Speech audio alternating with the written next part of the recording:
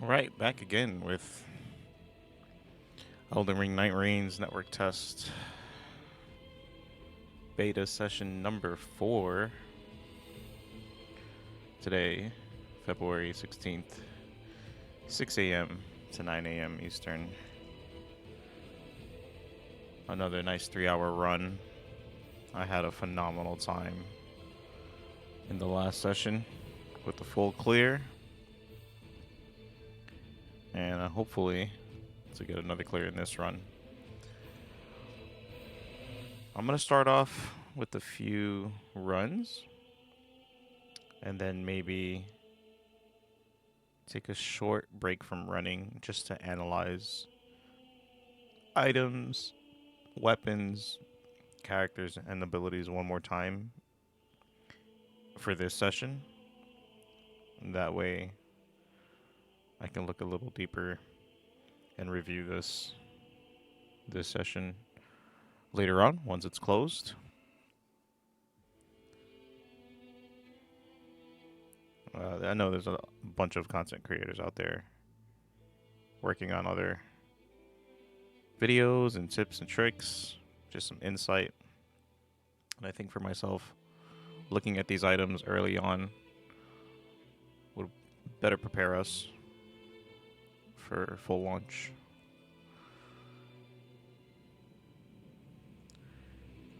Alright, we're 10 minutes away. So I'll check back in about 5 minutes.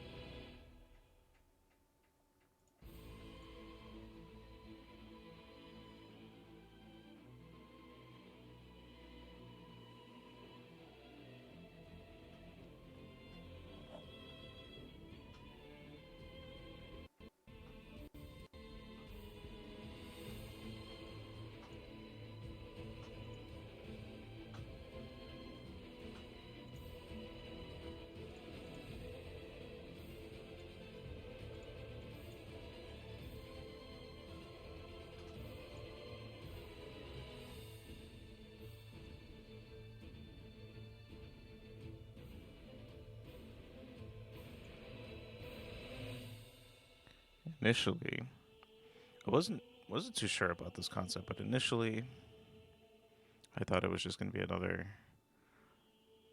just roguelike.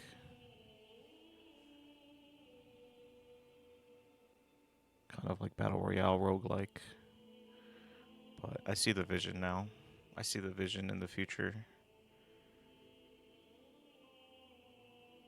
And in the minds of the developers, I think this is going to be a challenge for them, but it's going to be fun to see all the variable options and how people kind of survive with what's given to them. I'm more curious to see all the rewards once you actually complete a run and how it affects your characters and your account later on. Curious to know if there's going to be other class types, updated weapons, changes to the map, changes to the bosses, maybe a new map later, maybe more players later, maybe one-on-one fights.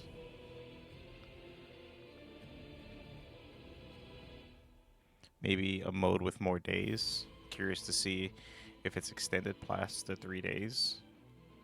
If there's a 5-day, 6-day, 10-day. Heck, if they even do 100-day challenge, they do like a 99-day run. Who's willing to really survive that? I think that just calling it now, like if they do something wild like that, the community and everybody would really hunker down and gather together to do like a 100-day run, and obviously that'll pertain and attract people who really care about leaderboards and just setting a record. But I also think it would be interesting to see how far people would push themselves, because basically every run would be like a hardcore challenge. A 100-day run would be something to think about.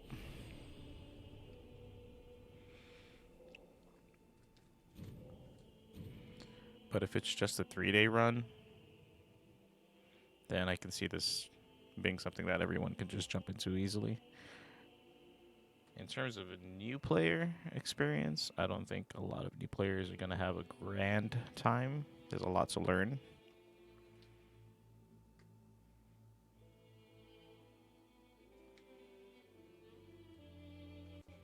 And the original Elden Ring would be training. That would be more of a training for new players, then jump into NightReign after. But if new players jump into here, they can see a lot, and they'll probably get spoiled a lot. So if there's any brand new players to the series playing NightReign first, they'll probably go into the base game with a lot more knowledge. 5 minutes in, let's see if we get early. It's 5:55 a.m.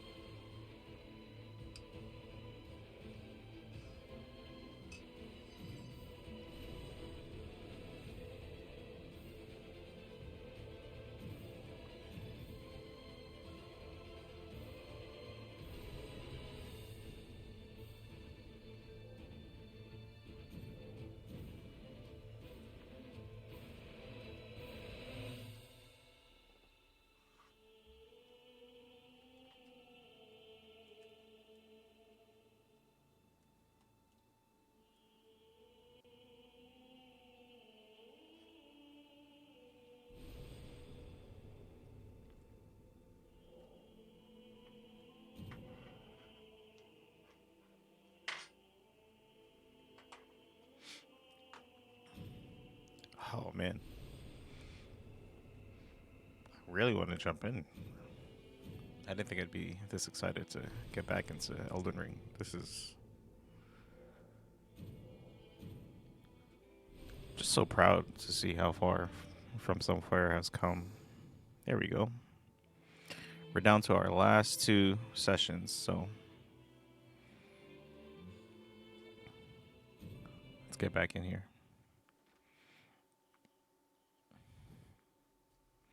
So let's start with a nice warm up. I'm going to do a run.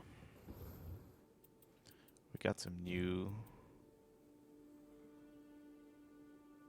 art activation spreads. Nope, I don't need that.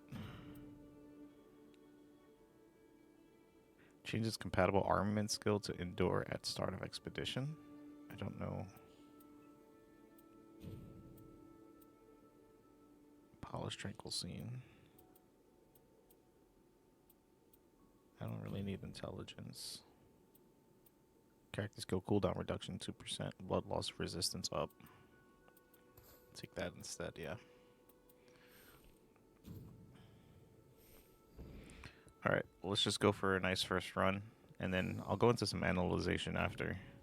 We cleared on our last run, and I'm glad for that. And I want to just get into more of the detail parts while I still have access to this. And we probably won't see this again for another 2 months until launch. And then maybe wrapping up with probably different classes. Since I've only played really with the Duchess, the dexterity build is my style, so.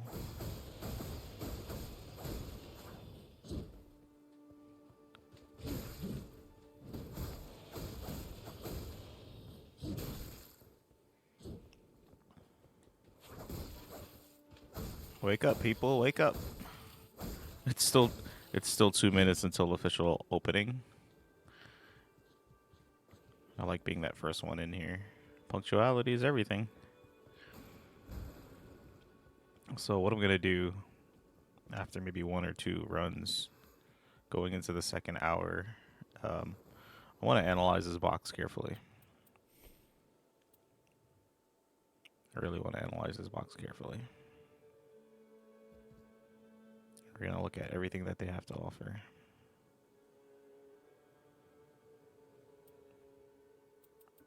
There's a lot of weapons.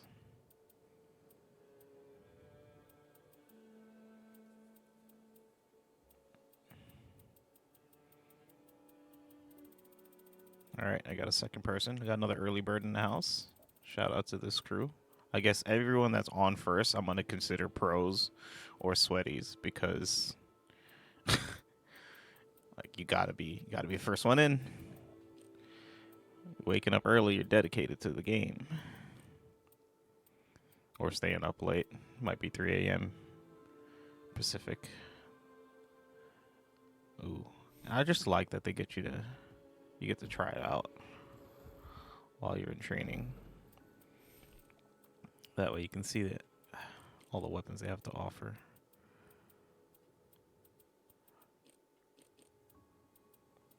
That rapier I got last time was so good.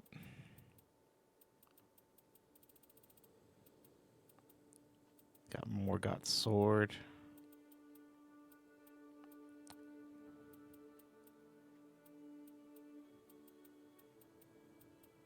The frozen needle would have been great. Eleanor's pole blade. Oh my god. What is this? Bastard SARS. Yeah, I want to go into this. There's a lot to cover, so heck, I might as well even do that right now.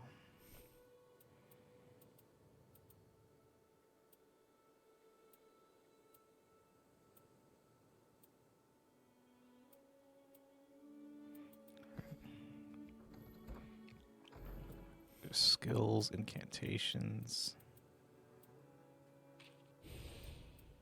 There's going to be so much to go over.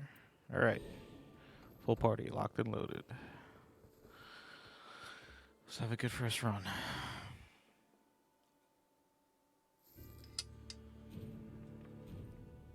Let's go. Guardian.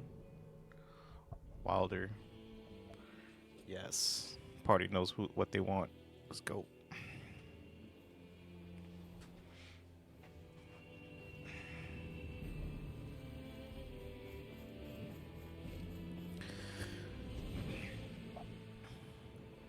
Alright, I'm just gonna stay locked in for a bit and just kind of walk it through my mind.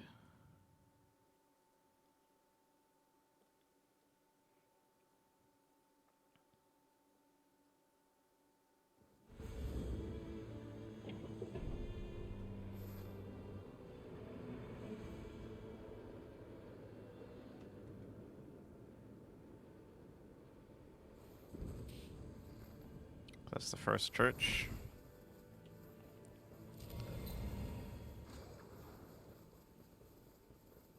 I forgot the Wilder has like a claw shot.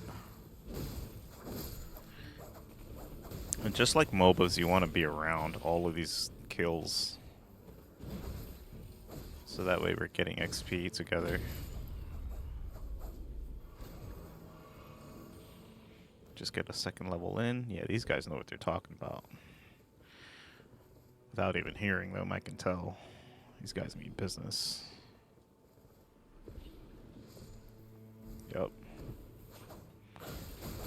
As long as everyone's putting in some work, collectively getting experience, that's all that matters. Are we going for the dragon early?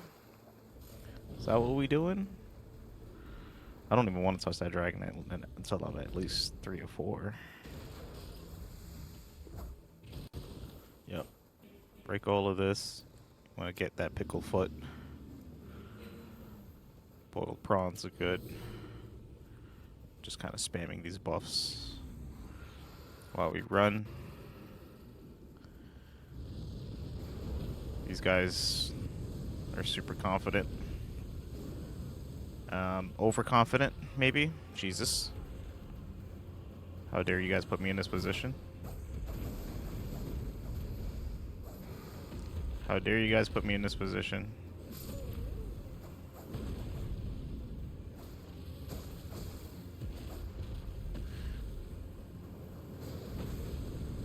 overconfident.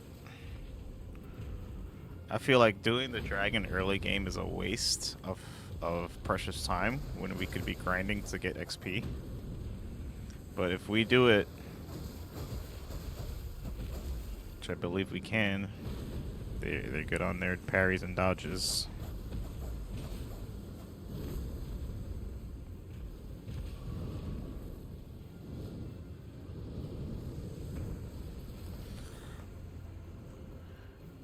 The good thing about this fight, when and if anyone does decide to come hit the dragon this early, is that you're near a grace.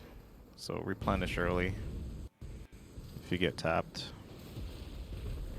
Just this thing's got to be down within 3 minutes. Otherwise, you're wasting valuable time.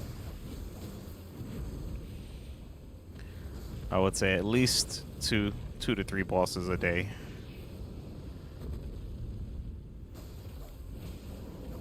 At least. Yeah, let's survive that at least. Come on, dude. Yep. Shit, at least I survived that. You don't want that many deaths this early.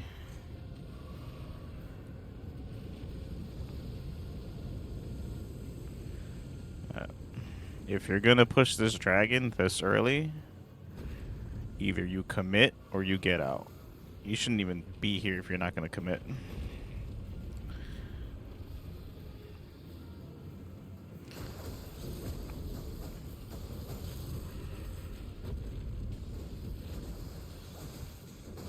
Alright, and that should be it. Give him that one tap. Give him that good old one tap.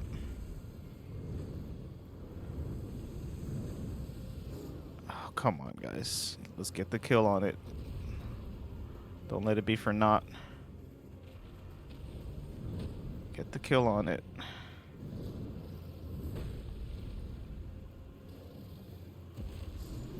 Alright, he's down, he's down. Alright. Not a total waste, but definitely a lot of time spent. Oh, hell yeah. Produces Ice Storm at starting point of Surge. Sprint. Continuously restores HP when suffering from poison. Let me take this Cypher. The rain grows heavier. We gotta move. Let's dump this XP. So killing that dragon early game is just such a win. At level 6 right now, we are at a comfortable state to clear day 1. Now it's just really about gear. It's really about gear and making sure that we have resources.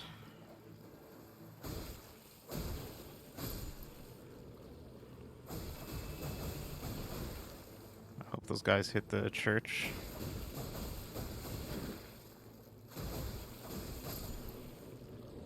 All right. We are moving. Okay, we're moving to the castle. Good move. These guys know what they're doing. They clearly focused on the beta. I can tell by their decisions and just the way they're moving. So this is a good squad. I plan not to play with randoms that much. Hopefully, can find a solid duo to roll with.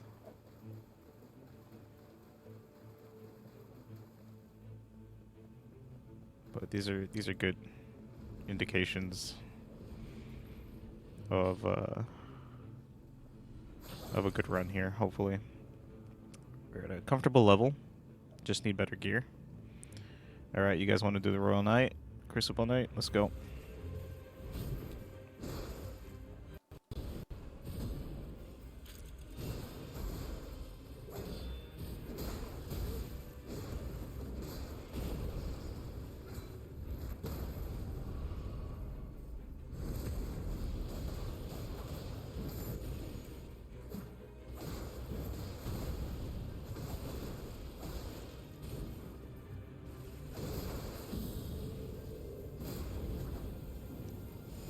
Oh shit, I'm so used to that dodge and haven't seen that. Like, you've been traumatized enough. body just reacts. Come on, guys. Come on, guys.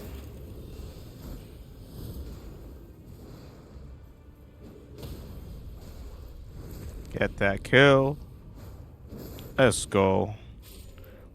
Proper amounts of XP. Proper amounts of XP. Curved sword. Increased number of ruins obtained. Or should I do this Halo Scythe? Ooh, Michaela's Ring of Light. Single improved damage negation. Oh, hell yes. What? Let's get that level up. Level 7. We're at a decent... I would say that's a decent day 1. This is what I'm talking about. I want to analyze each weapon while I still have access to the beta. Boost magical damage negation. Raises attack power with successive attacks. Increases ruins obtained from defeated enemies. I'll do successive attacks. Talisman. That sounds great. Just try not to get touched. Until I hit level 9, none of these weapons are really good for me. So a day 1 level 9 is probably the most optimal mindset to be in. I would say probably like right over here. You guys want to go over there? Okay, fine.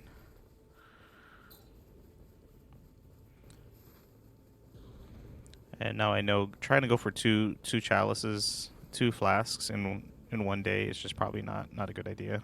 Just balance out 1 chalice a day. Maybe day 2 we can try to go for a second one. But I'm just thinking out loud right now.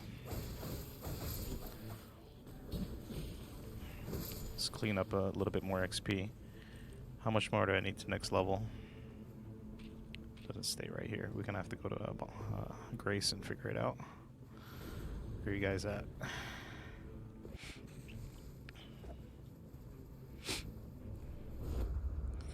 It's really early in the morning for anyone to go through this level of anxiety. It's crazy. This is the way you wake up in the morning. It's just crazy.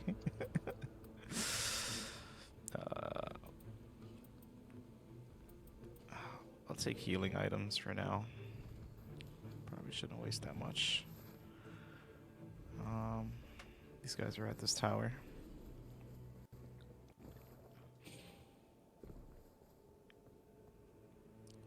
Well, good thing is I'm glad that we can have an omnidirectional jump. That way I can abuse this jump to still land, get places to where I need to be. Guys do a great job here. Okay. What is this? Halictree Crest Great Shield. Continuous HP recovery? Or the crossbow? Nah, HP recovery is where it's at. Hell yes. What? Wait, and I got a blood rapier too? Hold up. What's going on here? Taking damage restores FP. 62, 53. Can I use this? Alright, okay. It's a bastard sword, I don't need that. I can take that purple. So you just want to keep grabbing anything you can. Full inventory is great because the stats that you acquire from the weapons tend to stack regardless.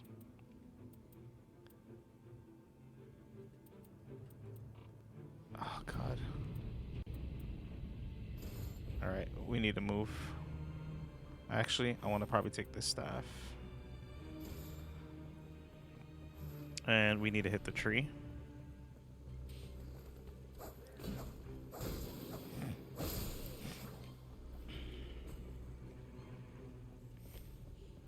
me take that. Take the daggers instead of the poison. Yeah, 32k for the next level. So if we could try to...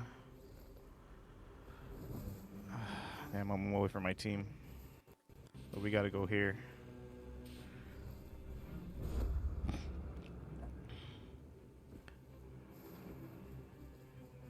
They're up north though. Damn. That's a problem on my part. I should have stuck with my team. I was too fascinated by the items that I got. And this is why it's good to kind of study or look into. Oh no, that's a boss right now. I don't want to do him solo. Look into items before full release, so we're not spending so much time analyzing. That, I think, would be a level 8 for me.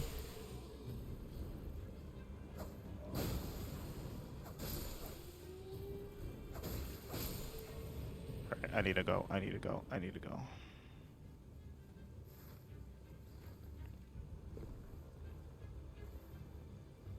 I need to touch that. Oh, they're too far from the storm. Hopefully he doesn't lose that much XP. And that's what I mean. I'd rather be somewhat on the circumference. Alright, I copped the level there, so a level 8. Level 9 would have been nice, but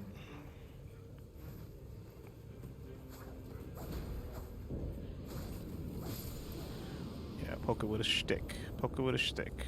Let's go.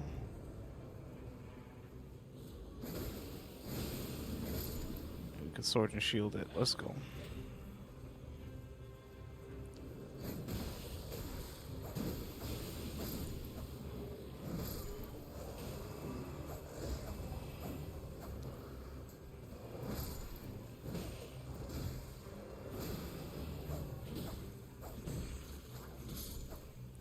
And the reach.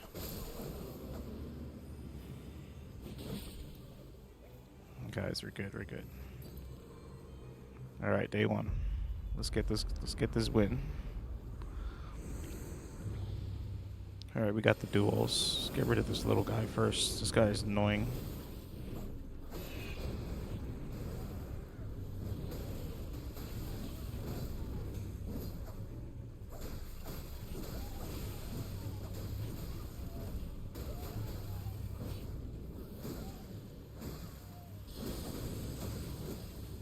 Got the stab on him. That Swordmaster has to go first, man, because he is a problem. Don't want that frost. Don't want that frost, Bill. Let me see if I can heal these guys up.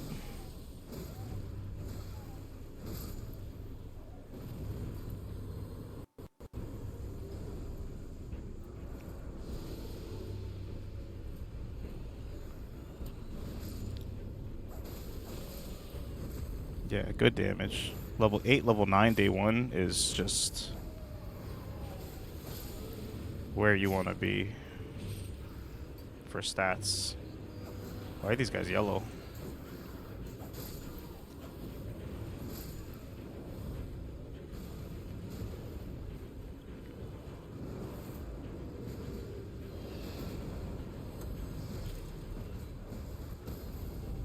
Yes, everyone's using their special art.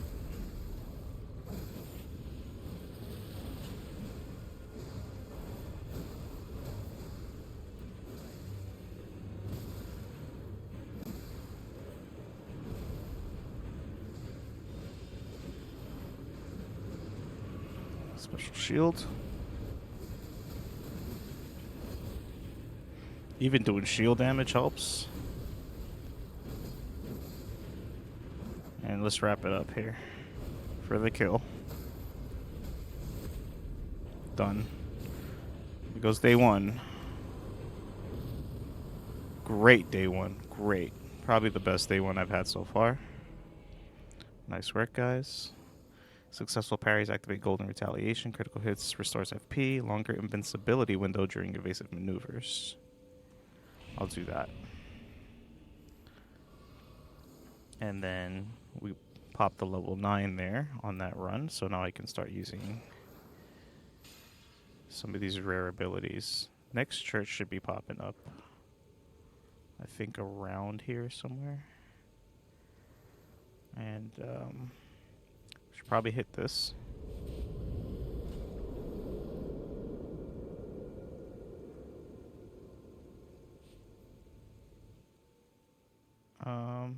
No church here. Next church is up here. Let me screenshot this. because that's where the next church is. If you designate one person to focus on what to look for and just mark it on the map, then everyone has a determined purpose and focus. That way we can just follow each other. Follow each other's points. Let me stay with this group.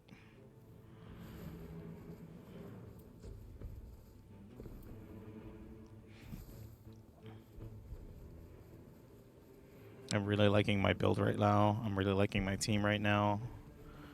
I'm not liking my inventory though, so we need to harvest some consumables at least. Getting the death blows. Those death blows are big. Nice. I have some invincibility, which is great. When I dodge. To what extent? I don't know. Need to find out. Starlight shards. I don't know how big starlight shards are gonna be, but I'm not using any magic right now.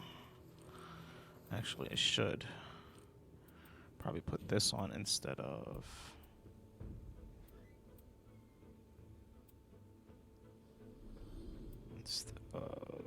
this. Let's see.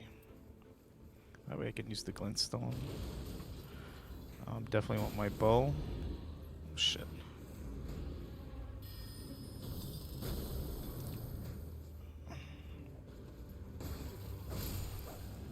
Where are these guys? Let me stay with my crew.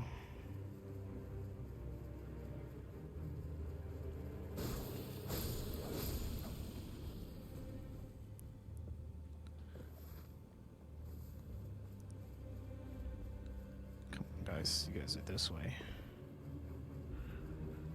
Where's the elder lion? I would want to push to at least level 12 for day 2.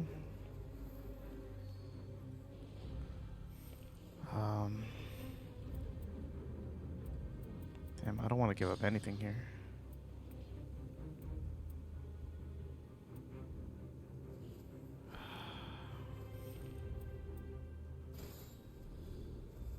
Just keep the bow just in case.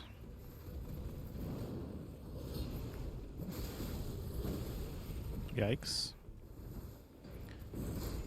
We should definitely hit that cathedral though.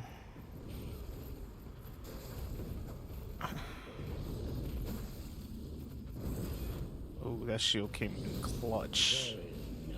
Oh no.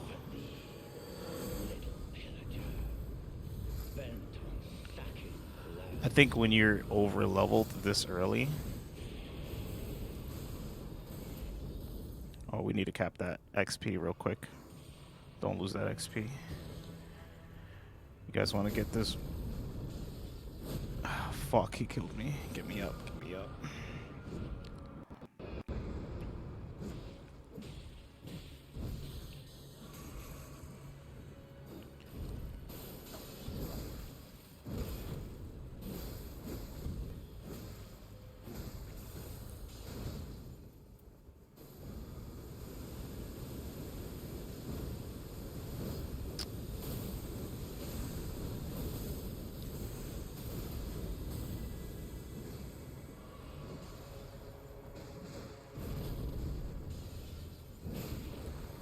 Focused on me.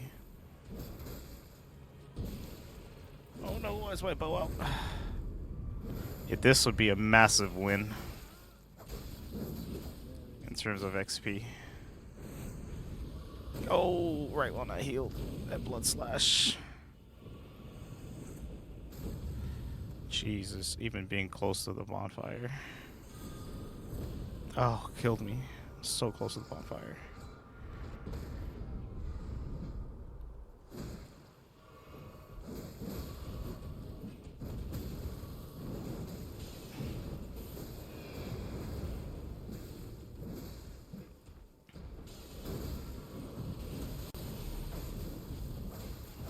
Got him. Let's go.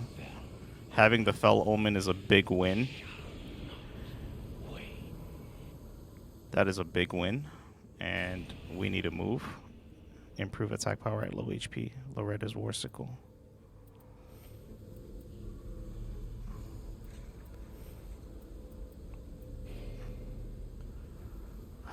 But I need my bow. Alright, something's gotta go. Level 12 is great at this phase, but we need to hit this church.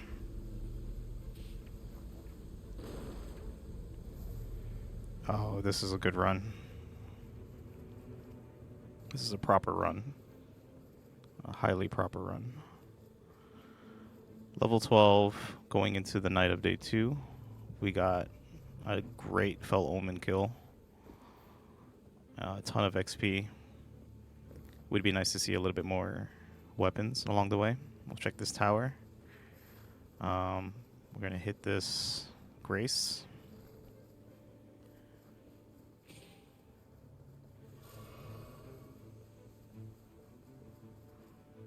I think we're down to our last maybe 5 minutes for the day. I'm going to try to remain calm. Anything can happen. Top here, this is a Magic Crystal Spear. Improves skill attack power. Magic Crystal Spear has Gravitas. Or Albinoric Staff improves sorceries. I'm probably going to take that spear and replace my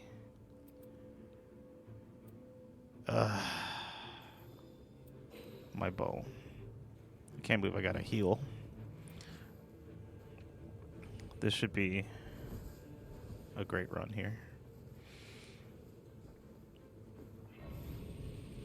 Oh, we didn't get the church. We got to get the other church at least, guys. Come on. You guys don't want to get the healing? Or I'm going to get this church here, actually. Yeah, we're going to need it. We're going to need at least another flask, guys. Come on.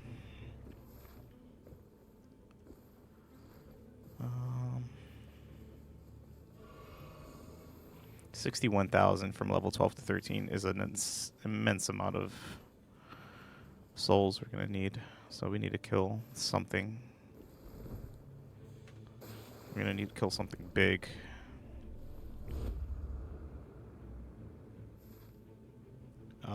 I jumped in the wrong direction. I wish I could keep the map up. Damn it. We gotta run this way. Wait for me, guys. Wait for me. I'm just gonna go to my point.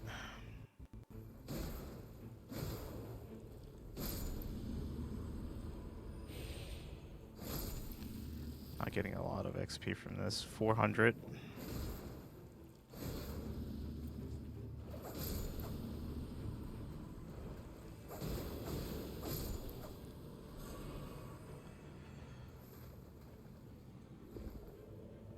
I know those guys are working. But I do not want to miss an opportunity to get an extra flask. That's just me. That is just me. One flask can make a whole difference. Grab it in this church, and I'll head back to the team. I'm okay with 5 flasks. Or is that the one we got already? Oh, shit. Damn, that's a mistake on my part. Alright, I'm gonna head back.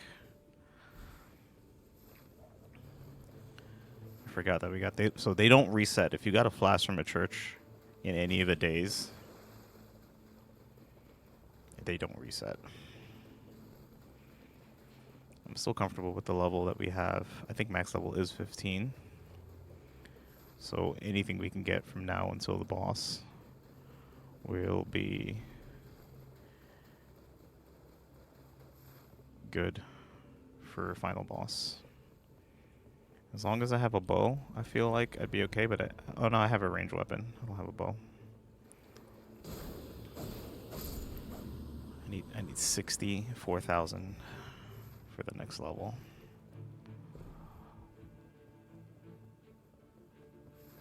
We came here already.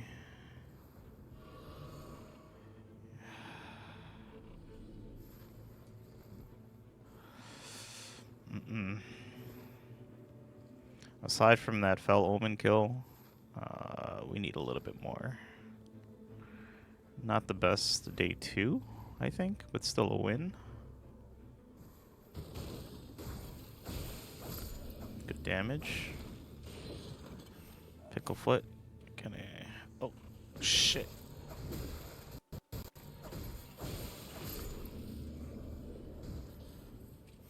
I could have swore I saw Picklefoot somewhere.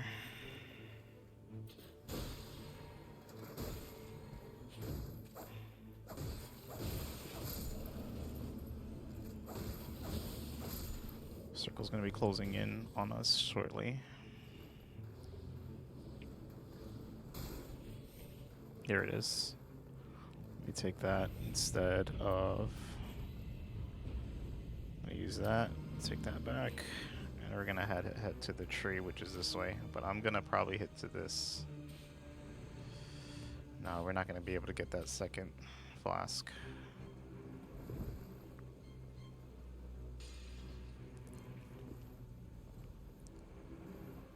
Oh no. Oh no. Panic. Let's not panic. Let's not panic.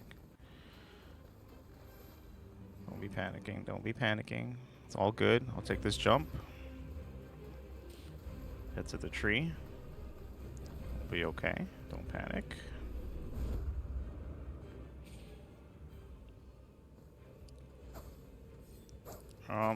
Probably don't want to be here by myself.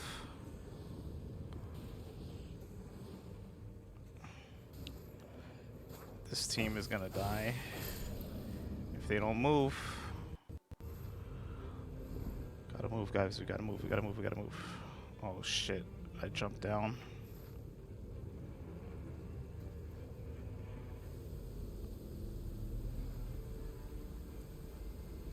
No. No. No.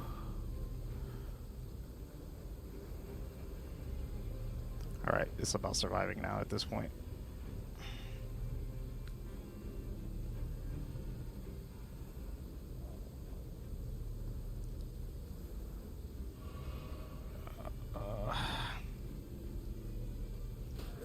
I have enough for another level. I need to hit this grace.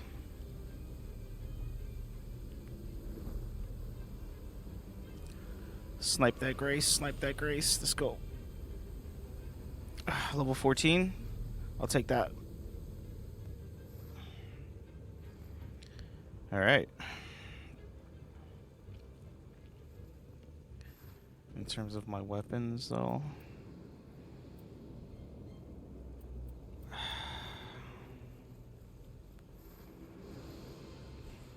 Alright, we're gonna have the tree. We're gonna have the tree sentinel.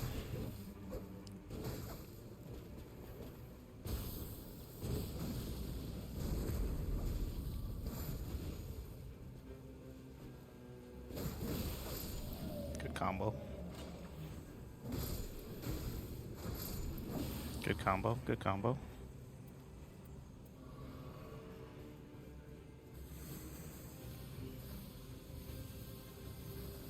Alright, still got the team here, which is good.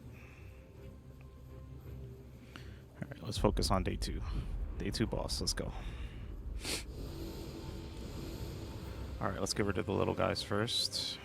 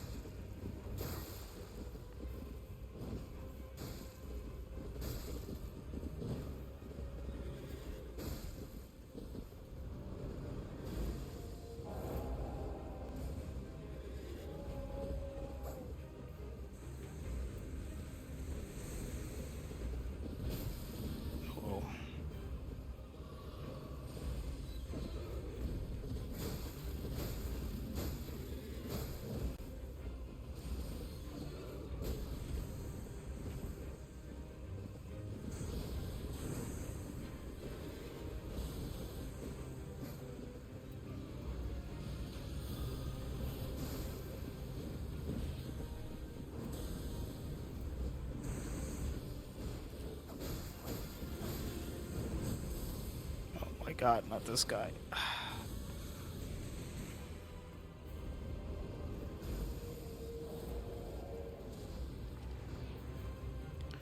The work has to be divided. Come on, guys. Get one more hit on him.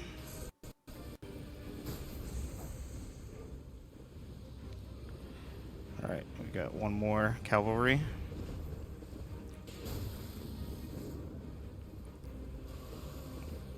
Let's get our teammate up.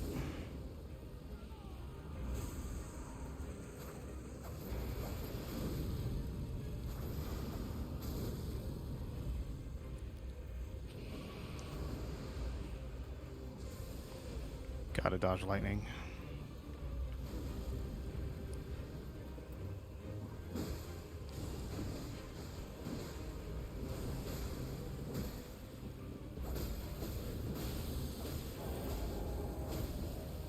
Commit. Good.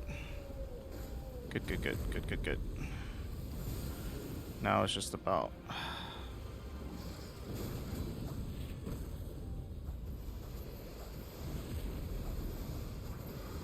teammate up. Let's go, guys. Let's go.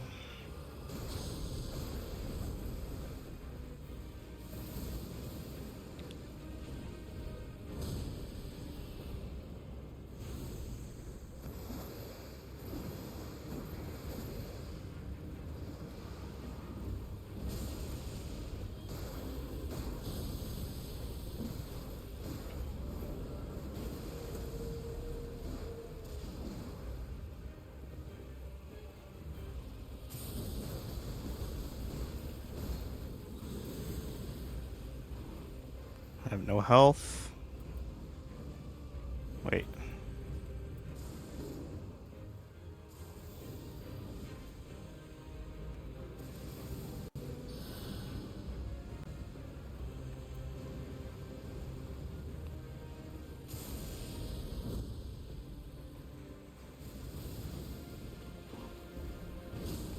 Get him while he has me. I have aggro.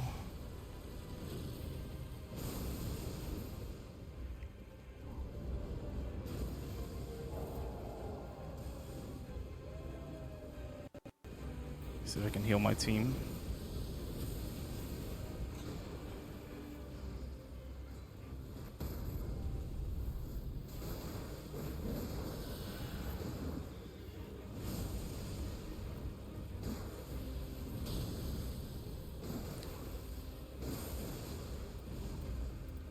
Oh, that heal I got helped so much.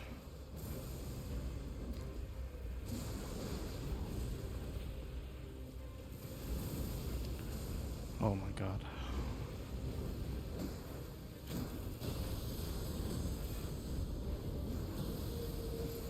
GG. Second day down. Good shit. Armaments inflict blood loss when HP is low, become difficult to spot. Silence footsteps raises potency of items employing perfume. No. Take that blood loss. And heading over to the spirit shelter. Level 14, 118k. Ruins. This should be it. Day 3. At level 15 is max. Confirmed. Already at highest level. And then spending the rest to strengthen. Can't do that. And just buy what we can. I'll do damage negation. I'll do healing.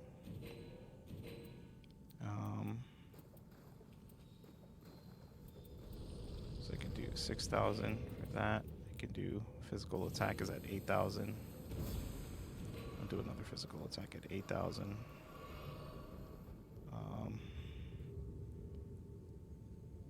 Improve damage negation while casting spells. Taking damage boosts damage negation. We can put that on. I'm not using the scythe.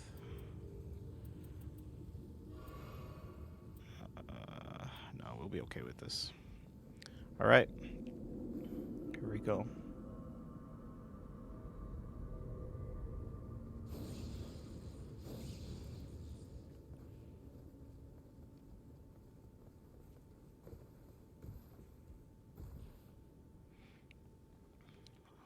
Let's do it. Fourth beta test. First run.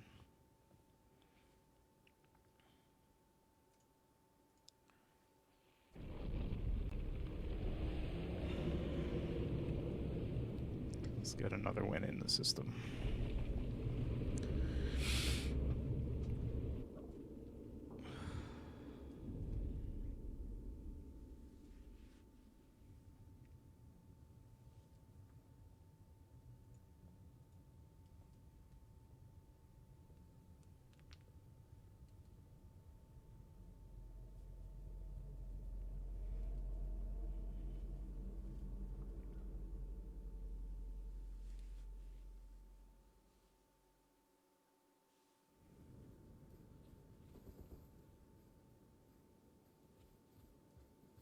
All right.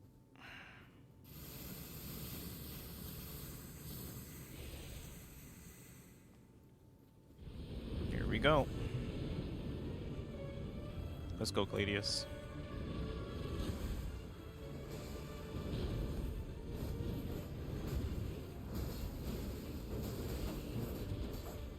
Good damage, I think. Decent amount.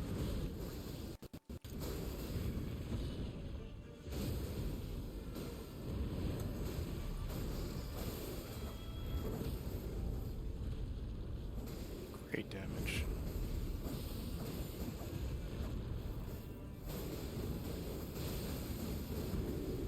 That shield came in handy. That shield is so good.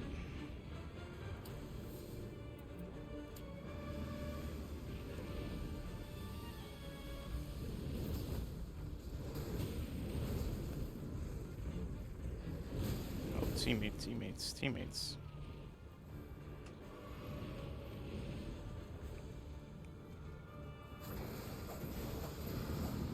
Get up, buddy. Get up.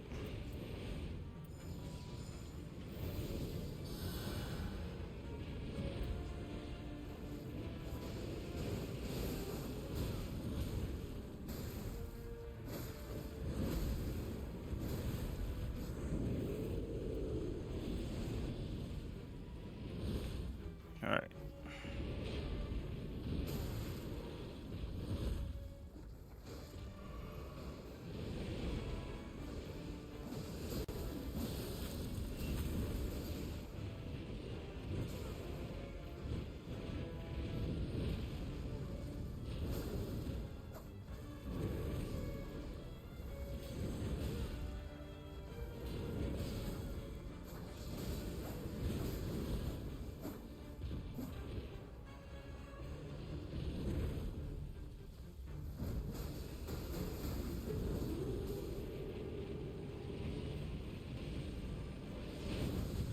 Oh, why was I in that?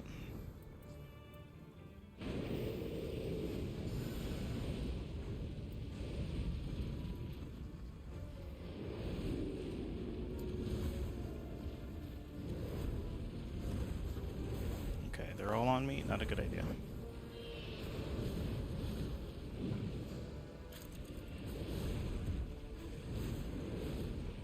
Just gonna lure them away. You guys should heal.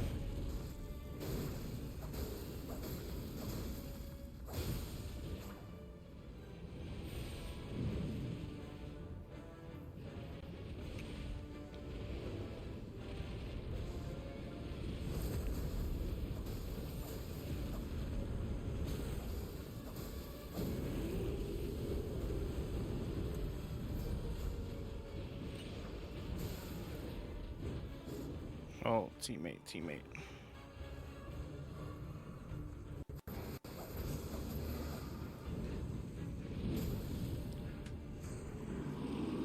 GG. Second clear. Good job, guys.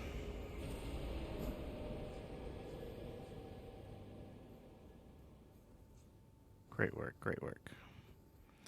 What a way to start the day. Great run. So Arcane +2 for the Duchess becomes difficult to spot and silence footsteps after landing critical from behind. Polished Luminous Scene. Grand Drizzly Scene. Arcane +3. Endurance +3, Faith +1, Ultimate Arts Gauge +1, and more Merc. That is great.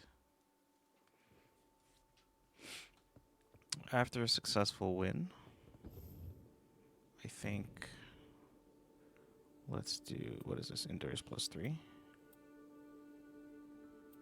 Dexterity +3. Those are, the polished ones are way better.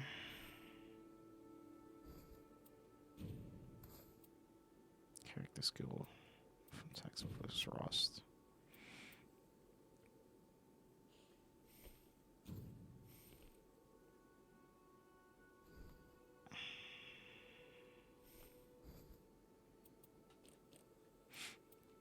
And then you can just sell the rest.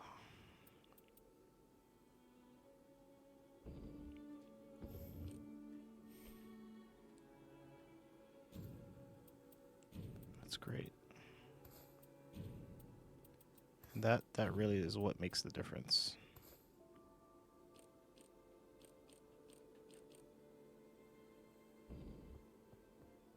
That really is what makes the difference.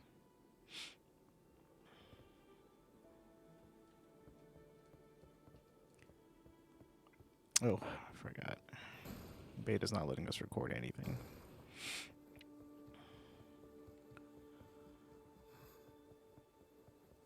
Alright, I kind of want to run through everything here.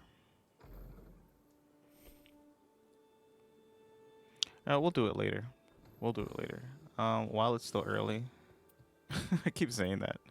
While it's still early, let me run another one. And if we fail, then it's okay.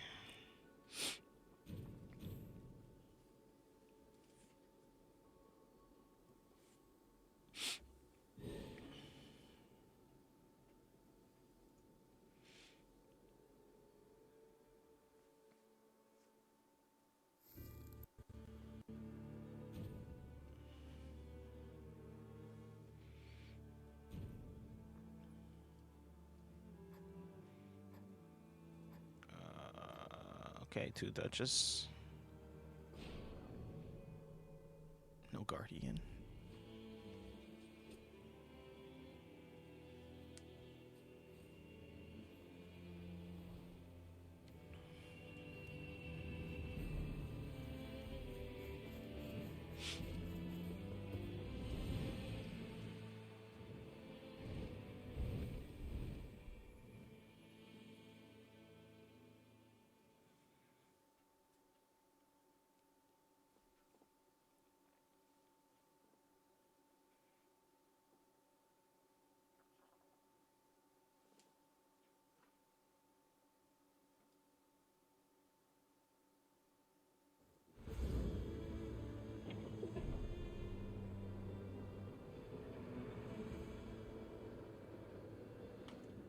Right, where are we at?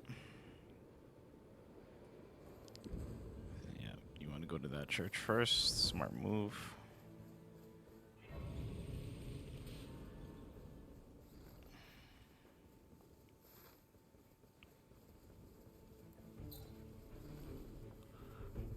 I'm not touching that knight. Skip the knight. Yeah, he's smart too. Skip the knight. It's too early for that nonsense right now.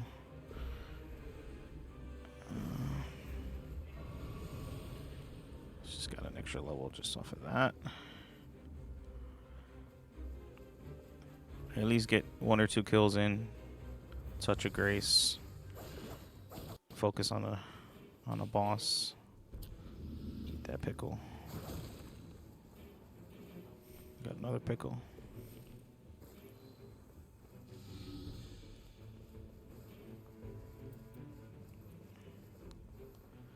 Alright, where are we headed to now?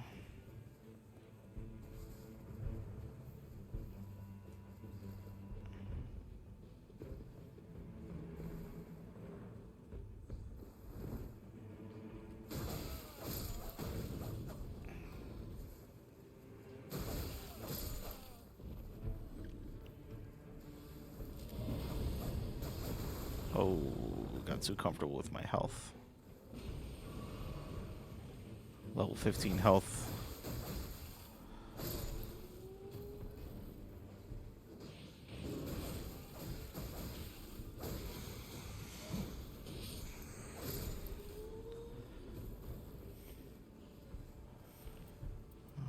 There we go. All right, are we good? We need to hit like a boss or something, so figure it out. Let's see.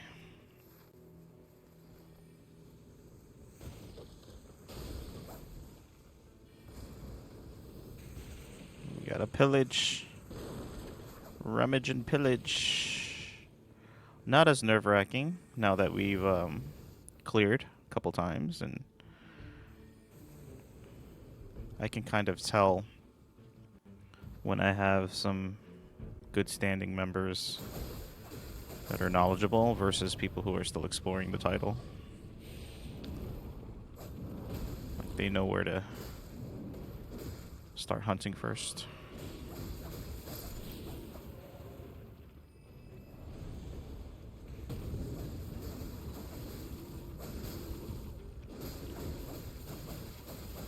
Alright, that should be a decent amount of XP for a bit. We need to head upstairs and probably hit... I would want to hit that next church.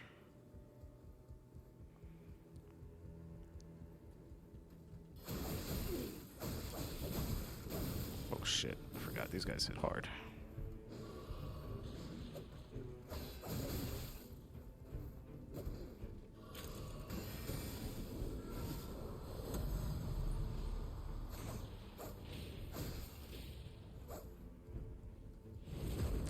Okay, today. There we go.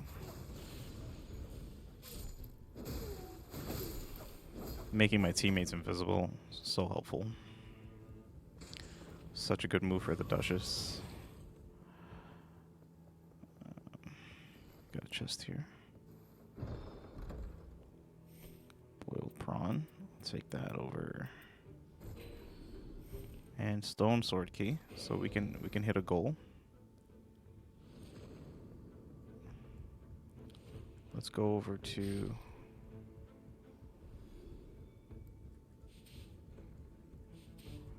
I don't know if you guys want to do that, but let's do it. So those chests have stone sword keys. Gotta remember where I'm at. There's a stone sword key. But now I gotta get out of here.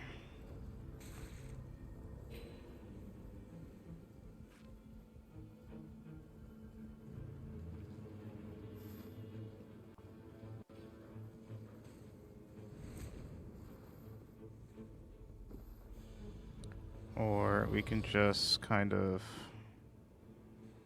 We can go...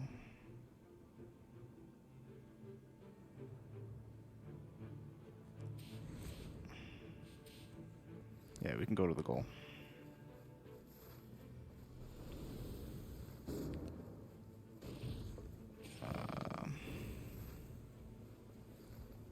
Who's dying? We're wasting time here, guys. You guys need to move. I'm wasting time here.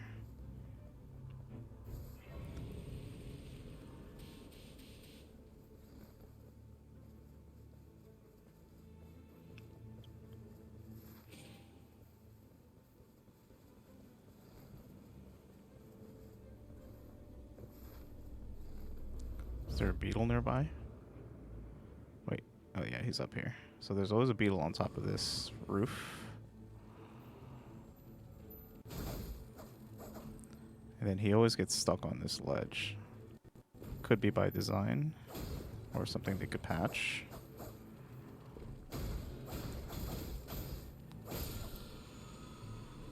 What we got? Boldrick Talisman.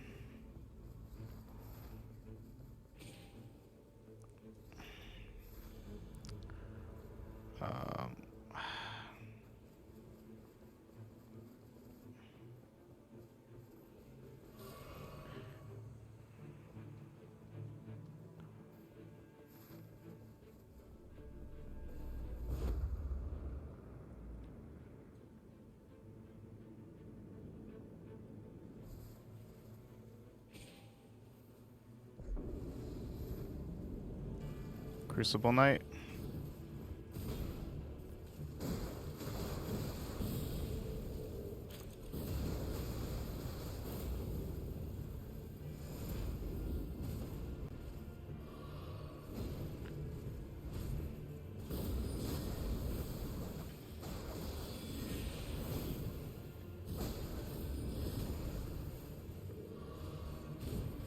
That way, defeating a gold turns it into a grace.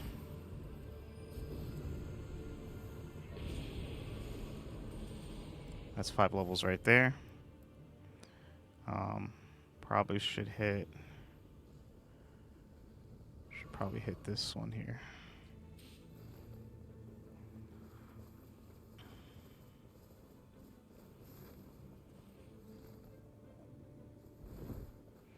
Traversing is another thing that we're gonna have to start getting used to. Finding good pathways from point A to point B for certain destinations. Traversal is going to be an entirely different mechanic.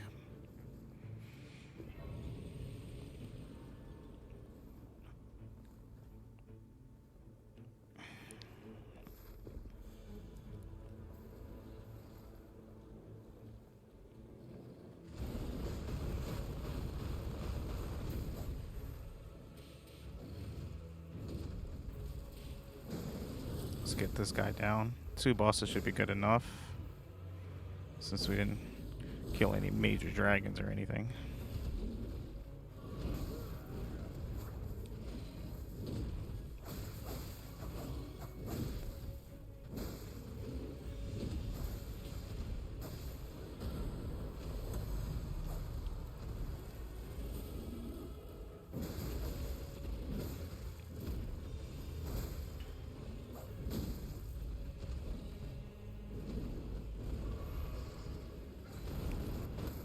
Kill him quick.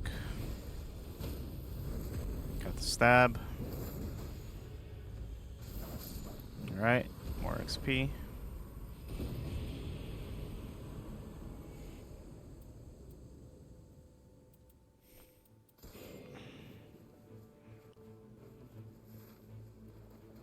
Before the window closes on us, I really want to get that.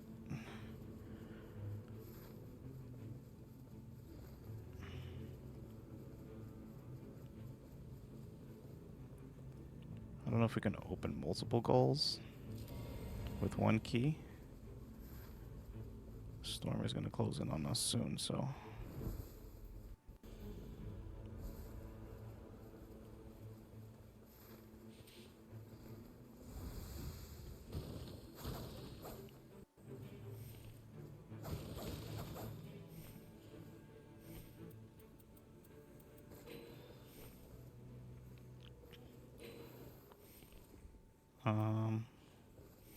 Whenever I say a picklefoot, I kind of want to eat that.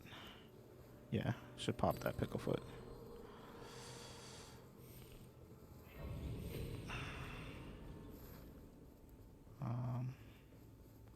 Let's see if we can get this goal back.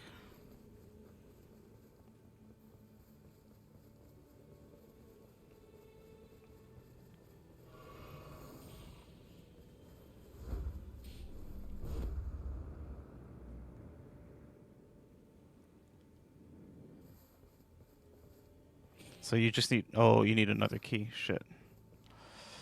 Let's just go here.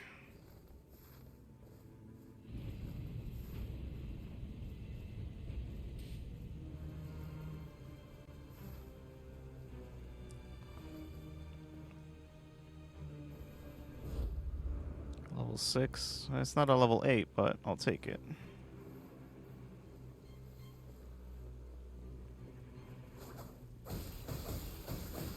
We didn't raid enough camps for weapons, so there's the downside to that.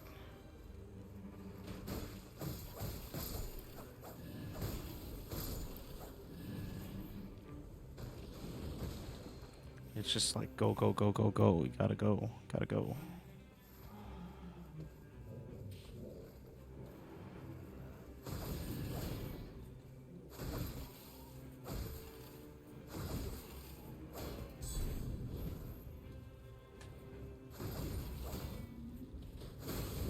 Oh no. Oh no, no, no, no, no, no, no. You're not doing this to me here.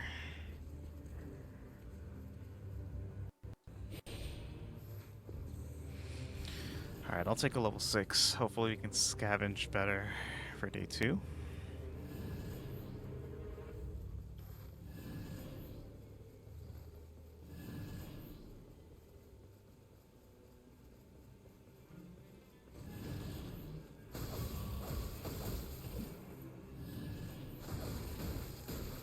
Oh no.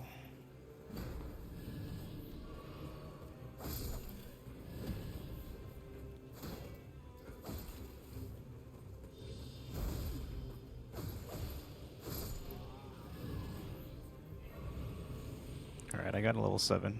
I ain't gonna complain.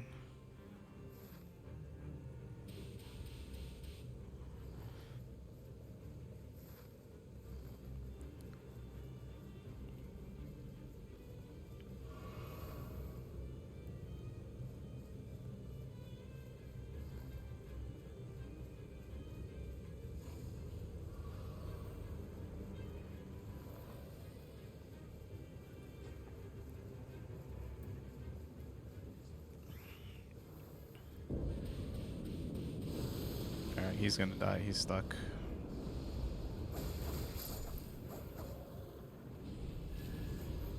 Damn it, Wilder.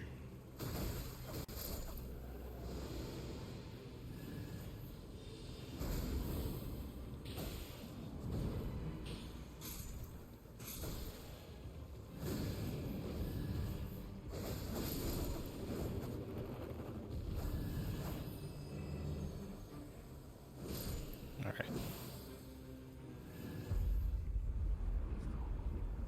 Alright, day 1. Let's see. Centipede Demon. I'd rather the Centipede Demon than the Duo. Centipede Demon is not hard at all.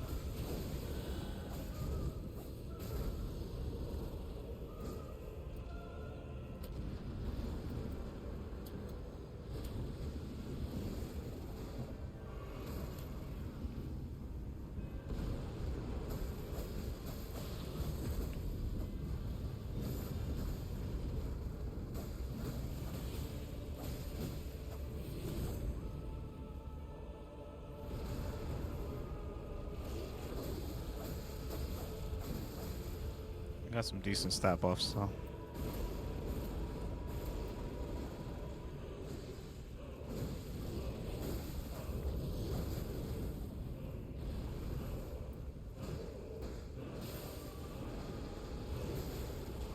Alright, guys.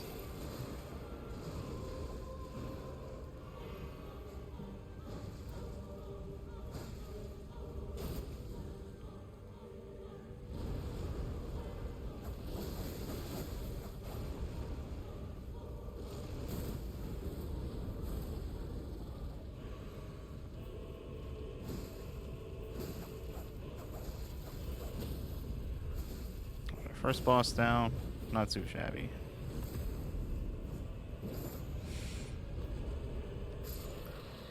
Could use more XP though. We need more gear.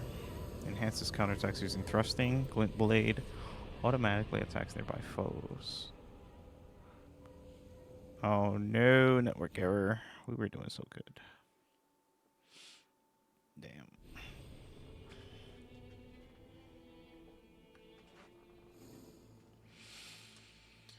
It's okay. We got a W in at least.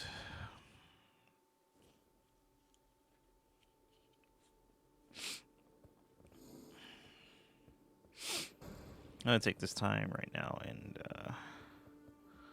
just kind of go through everything here on the 1 hour 20-minute mark here. Just gonna mark that. Take this off.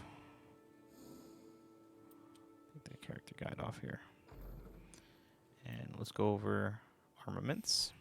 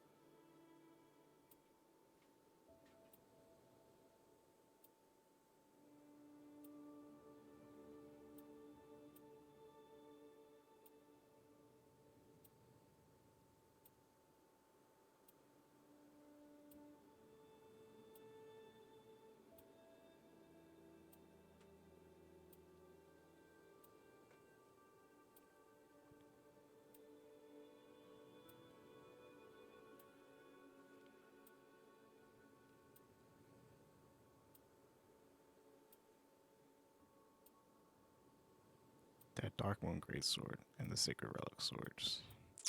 So good. Flyhander, Greatsword. Washdog's Greatsword.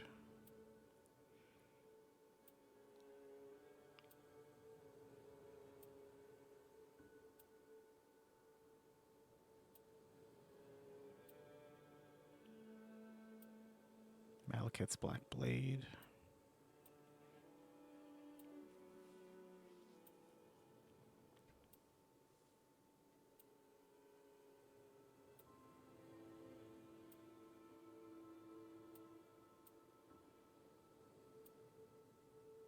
That Godskin Stitcher.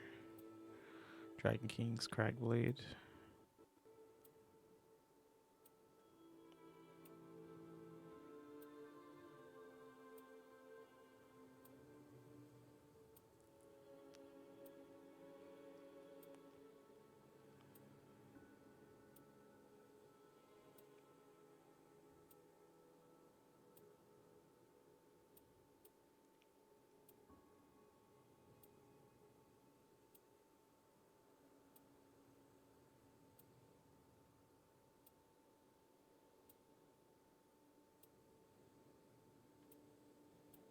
Okay, more God's Blade.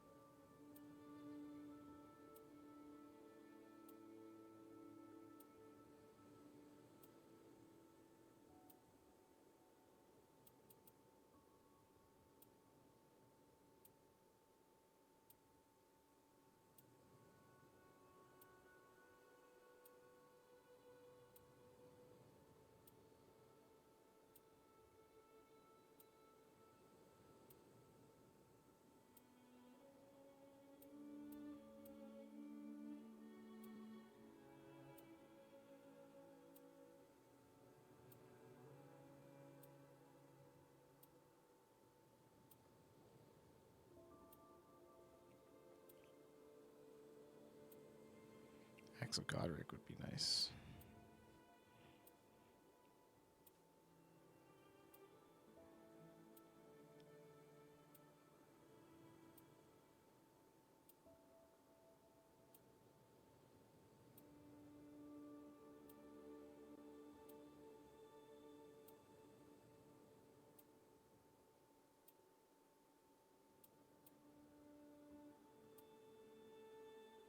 Knight Rider Flail would be nice too. Bastard Stars.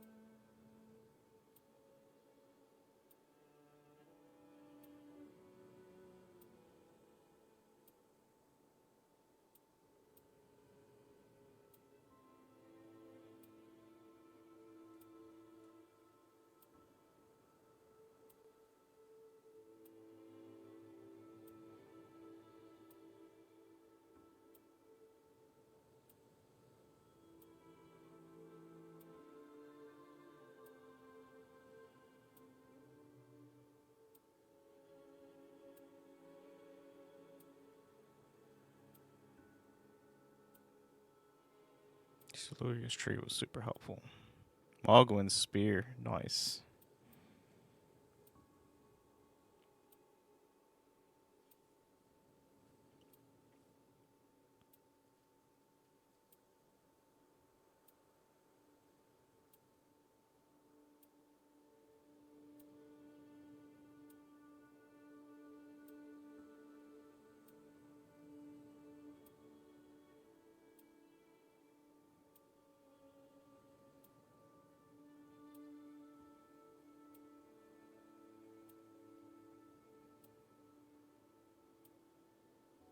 The whips have been super fun to play with.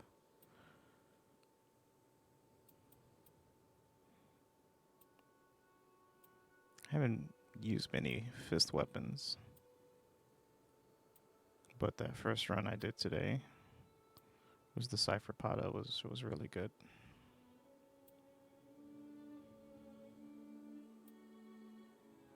And then the hook claws. And that's it. Going on to range weapons and bow types. Something I really want to embed in my memory. Bows have been super helpful.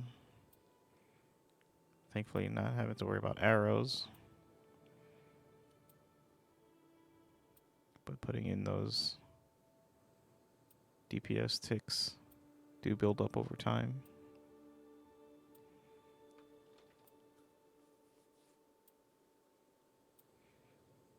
And then the crossbows. They have a very slow wind up, especially that ballista. And then the shields. In this first run I did today really showcased how helpful shields were.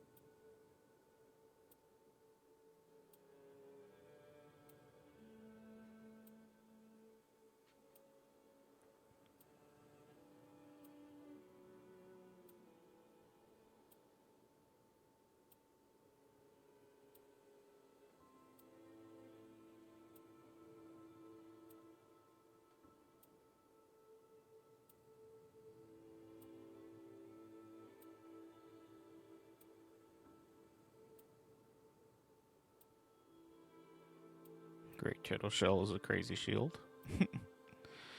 Let's see here. Cross tree tower shield. Some serious shield games in here.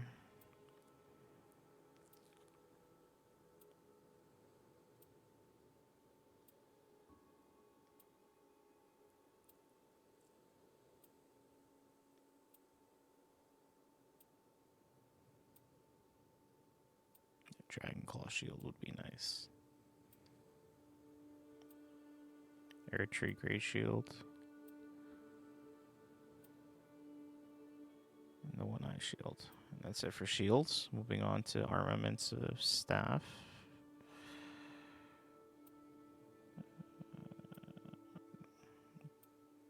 In case we don't find a bow, I always like to have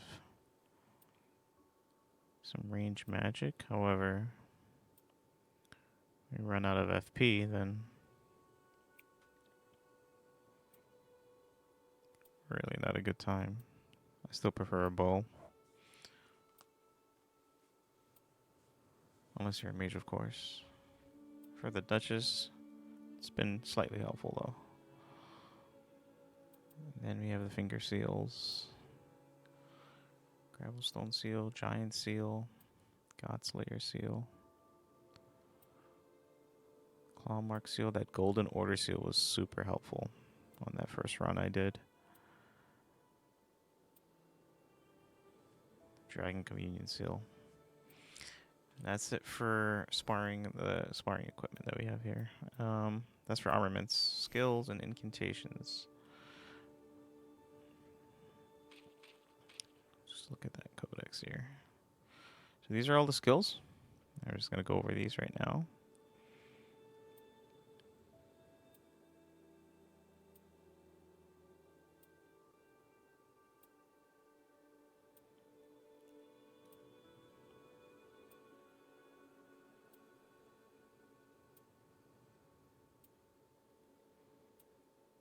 These are all that are available right now in the beta, however. On release, we'll probably see some more and some adjustments. That double slash sword dance. Unsheath was one of my favorite moves. The Bloodhound Step, Beast Roar, Square Off, Charge Forth, Spinning Strikes, Giant Hunt, Storm Blades, always good. Storm Assault, Storm Caller, always good. Stomp was helpful. Any of these storm moves.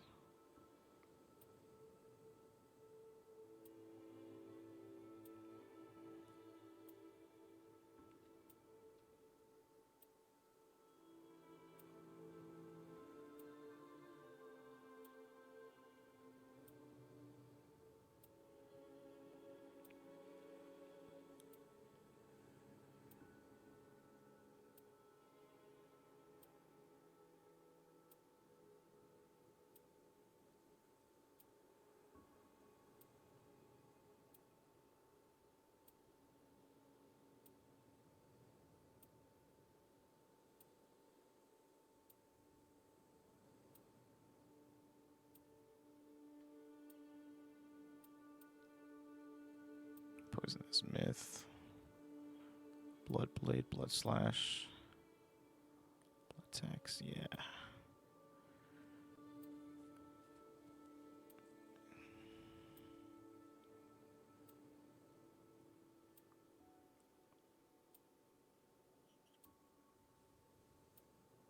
Still a hefty amount of skills and sorceries that they put in here. Considering the amount of time we have and just the RNG of possibilities.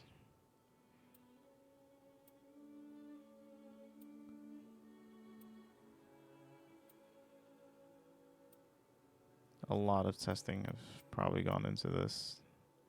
Search for Faith is crazy.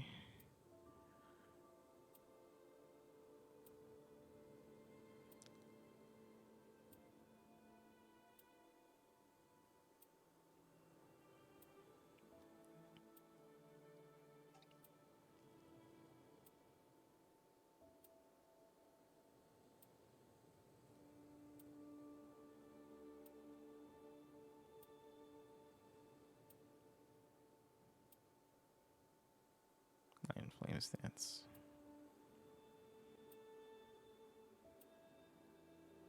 These are some real sick skills. I haven't even seen all of these myself. Wolf's Assault is good. Waterfowl Dance, let's go. That's what you want. You want your Waterfowl Dance. Bunch of Melanias running around.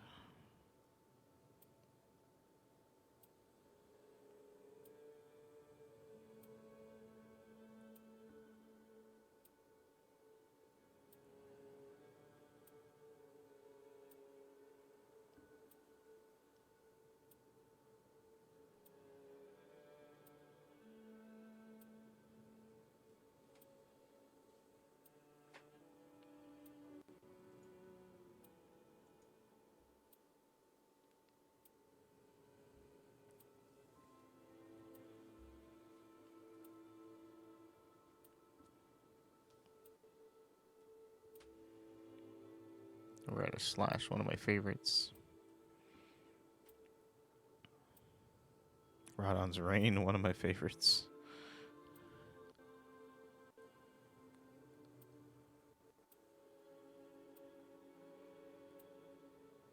So many skills.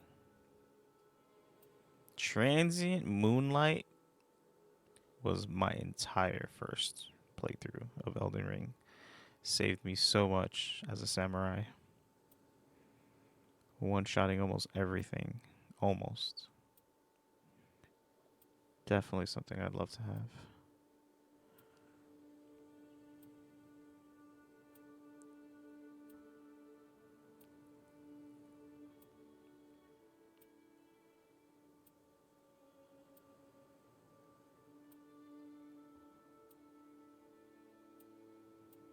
That's it for skills, sorceries, and incantations. Well, those just skills. These are the sorceries.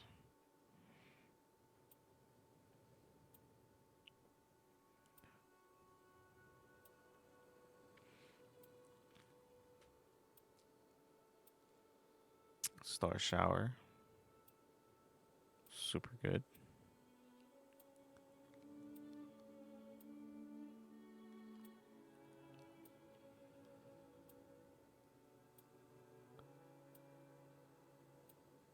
Stars of Ruin.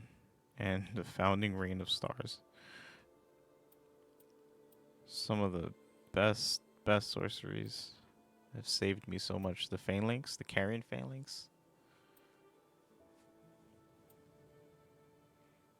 All of these. Loretta's Great Bow. I remember just popping right on with that.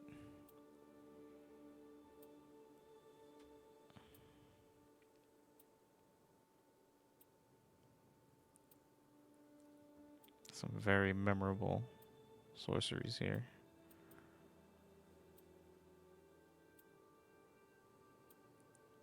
Can make some really wicked wizards out there.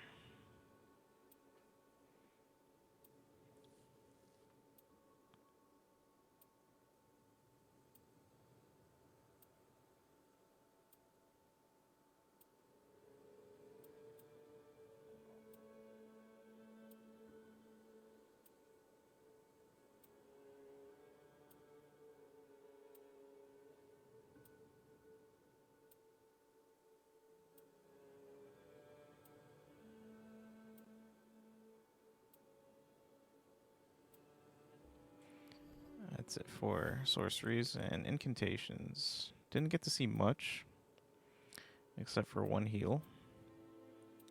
We got Urgent Heal, then Regular Heal, and then we have Great Heal,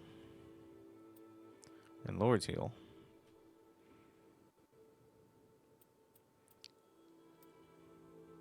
Got the Magic, Fortification, Flame, Lightning, Divine.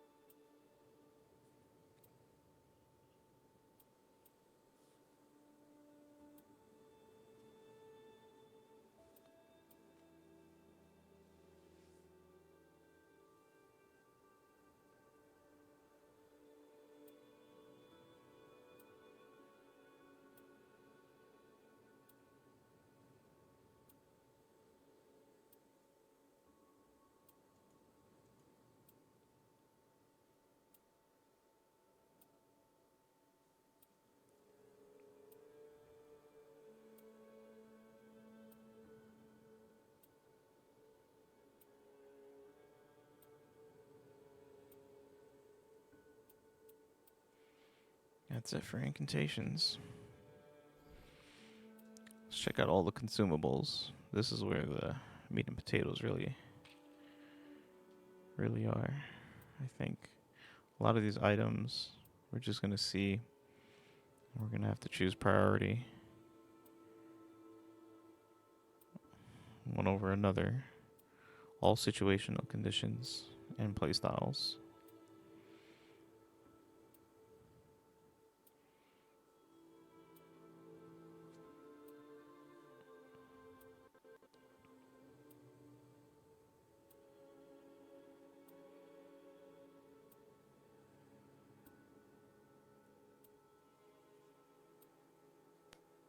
And I'm sure there's more to come in the base game. But this gives us a general idea of what's going to be implemented.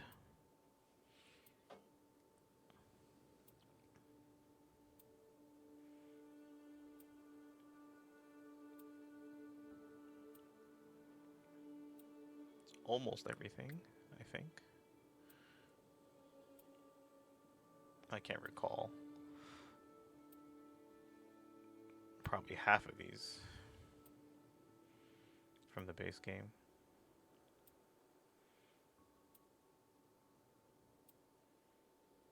I've definitely used all of them though. They've all saved me in one way or another because again, it's all situational.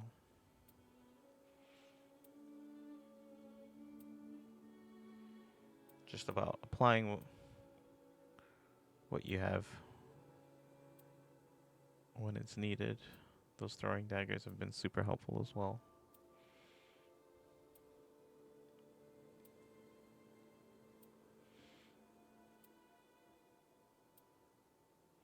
I've seen more gravity stones than anything else.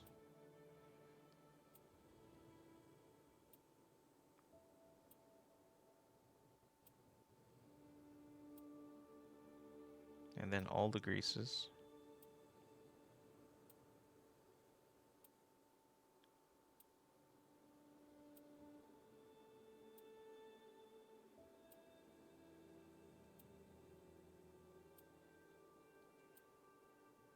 That's it for consumables. And then finally, all our base, just basic knowledge in the game.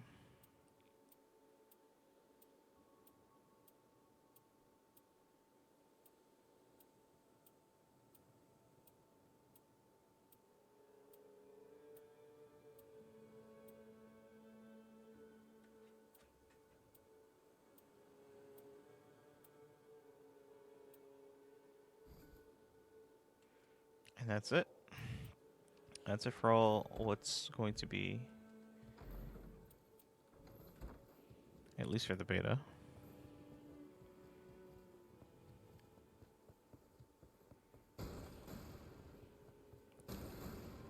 I again want to try out detail view. We can take a look at each character.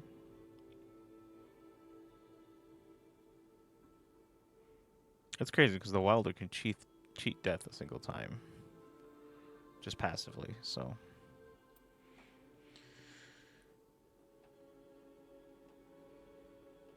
the Guardian. Oh, let's go back. With the Wilder, you have that second chance on death. The Claw Shot is the main character skill. You launch a grappling claw to rope foes in, and or you can move swiftly by retracting. So the maneuverability is there, just as not as fast as the Duchess, but super helpful for traversing. And the ultimate art is the onslaught stake. The ultimate art is the onslaught stake. Powerful single strike attack that launches an iron stake with a great explosion. So big AoE damage for the Wilder's ultimate. For the Guardian, again, more like a tank user. Plants feet on the ground, brace with the shield for more powerful guard. So Definitely someone you want on your team to capture the aggro and defend while the rest of the team is doing damage or trying to revive. The Whirlwind character skills, sprout a wing on back to whip up a wind churning cyclone, another big AoE. Super helpful for added control. And then the ultimate art, Wings of Salvation, to leap up and dive back down to raise protective area. So that's a good pop up in combination with maybe like the Recluse's AoE skills. A Guardian can do an ultimate art while someone else is just casting like an AoE damage. Clearly, I've been using the Duchess constantly, so the passive ability is that the attacks and dodges are more optimal, obviously, and dodging repeatedly when necessary is super helpful. Definitely have to maintain stamina, your endurance along the way. Character skill is called Restage, so the stage reprisal of recent occurrences to damage nearby foes. So if you're fighting a big enemy and there's some adds, you can reprise the actions and kind of turn back time. So that way they're getting hit with the previous actions in the phantom forms.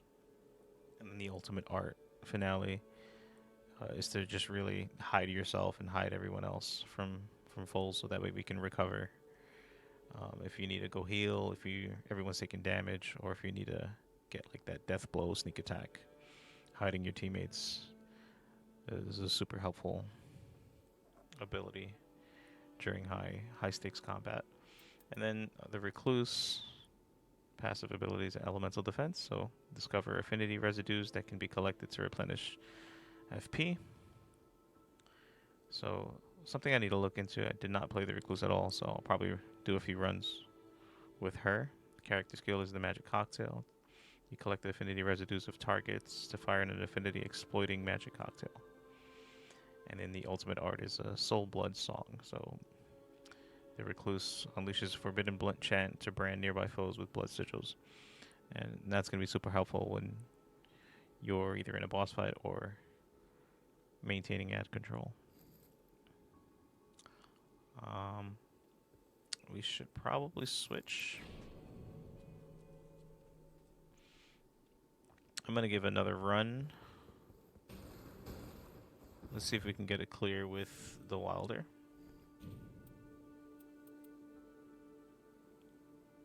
Max HP up. Fire attack up. Arcane +3, lightning damage negation up. Standard attacks level at level 1 is stronger. Is 1 level stronger. Okay, that's great. Defeating enemies restores HP for allies but not for self. That's a crazy stone. Max HP with 3+. Great shields. HP restoration upon thrusting counterattack. Is super helpful, but I'm gonna stick with the lightning negation up, arcane +3, and standard attacks. So we're doing a little bit more damage.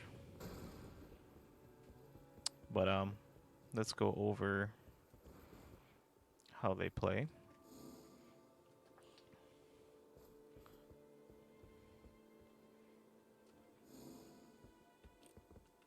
Let's put the guide up. Let's put the guide up. Everything standard. So holding triangle and L2 can activate the claw shot. It just activates it. And holding, let's just make this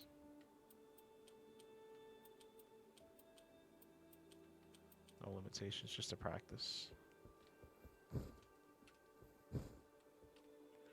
And holding R2 plus triangle is the ultimate.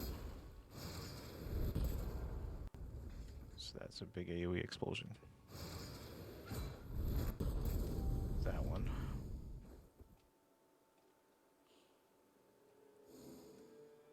Let's take this off. So we have the claw shot.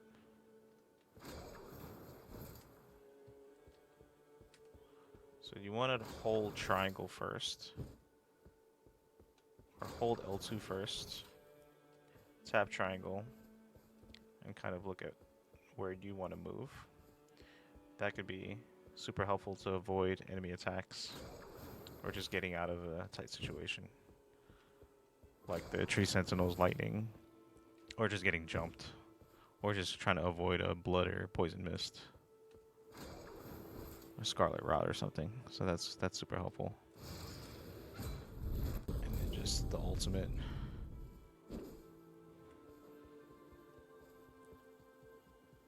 This is a shortcut to the back. I think we've been here. Yeah, this goes back into the table. Okay. What's up here? Yeah. Okay, and let me try the Guardian.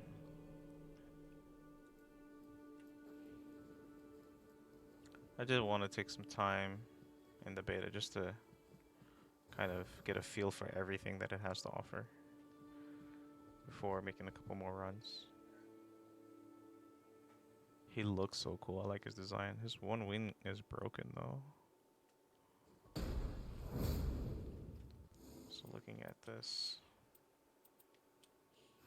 he has one guarding.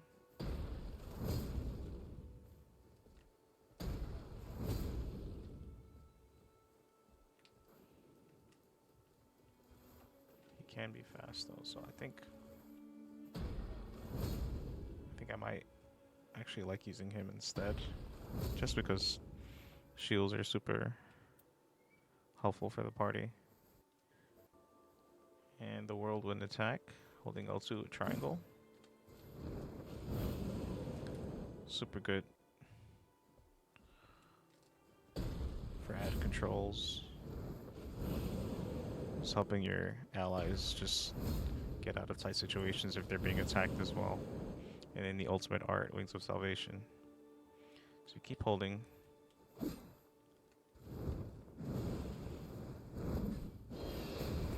That's a pretty crazy move.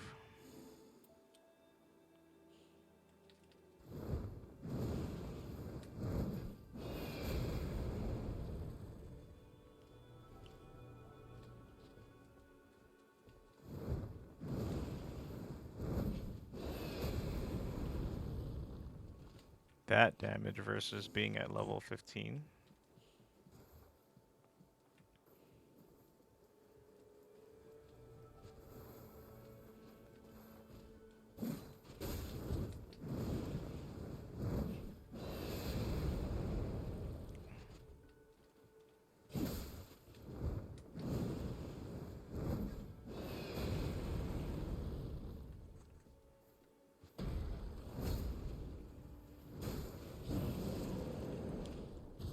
In combination with the whirlwind. Oof.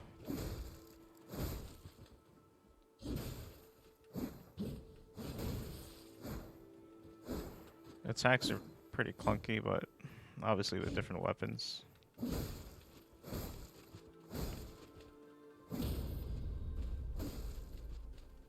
Setting up for that death blow. And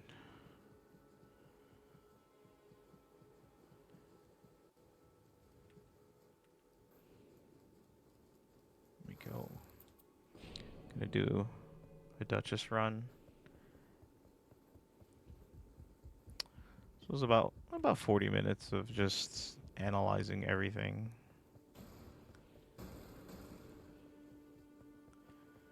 Let's see.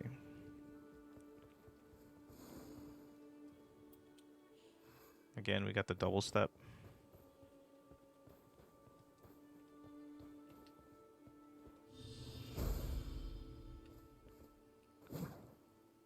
Can add magic to our dagger. The restage ability. Invisibility. So it's basically whatever we did to the enemy, the restage ability would copy it. So if the enemy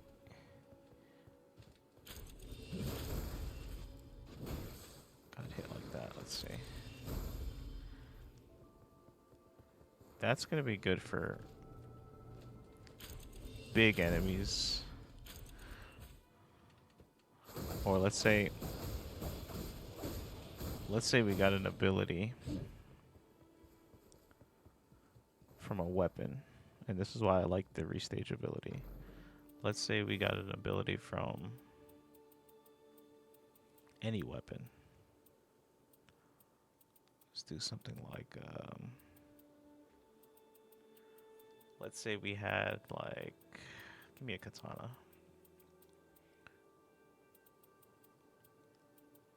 Like the Rivers of Blood. Let's say we had that. And let's say we had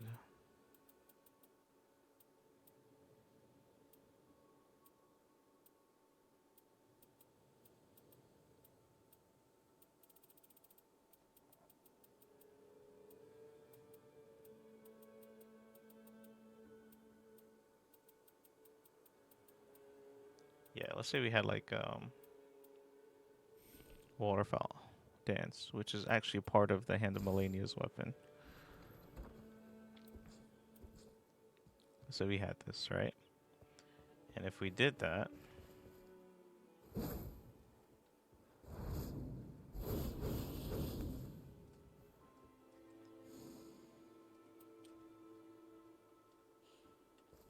cool thing about this is that if we did this move once,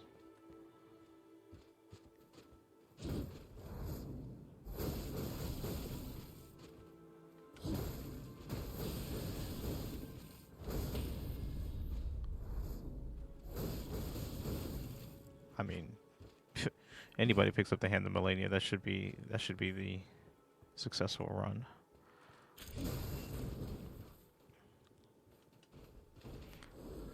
Going invisible and then doing that to an enemy is just not fair. It's not fair. It's not fair to them.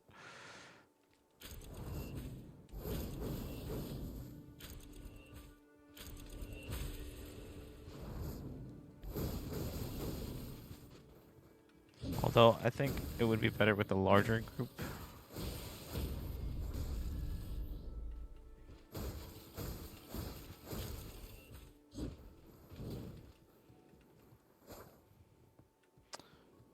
That's the Duchess. And then we'll take our final moments and look at the Recluse. And hopefully the aesthetics can be modified. So let's look at what the Recluse has in terms of collecting affinity residues replenishes FP. But pressing triangle and L2 against foe with affinity residue activates it. Activates the cocktail.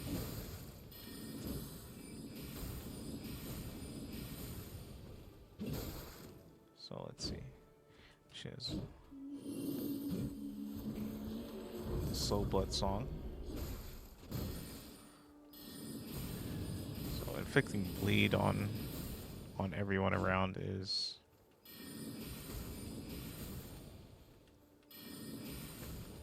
highly damaging.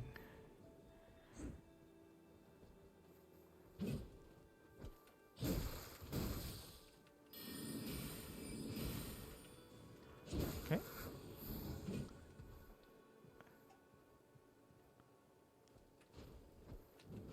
See, the dodging though, I'm not used to dodging with.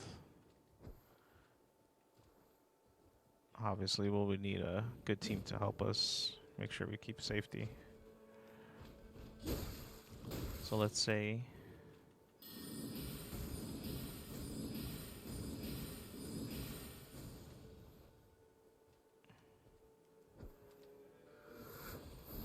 we hit them with magic and we suck magic from them.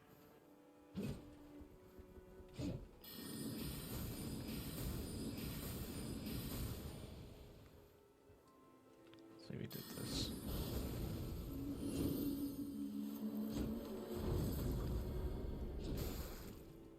So used to dodging with the Recluse, with the Duchess.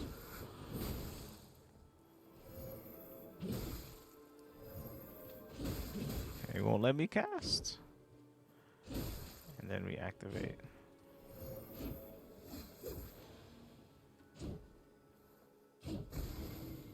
That's super helpful.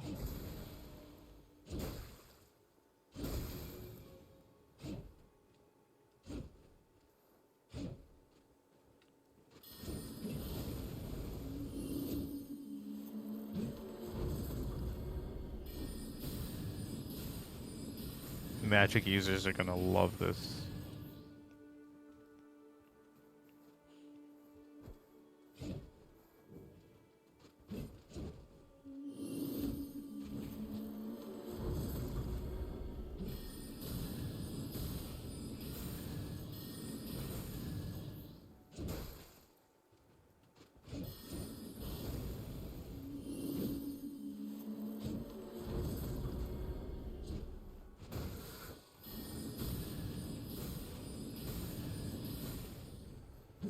Heavy hitting though.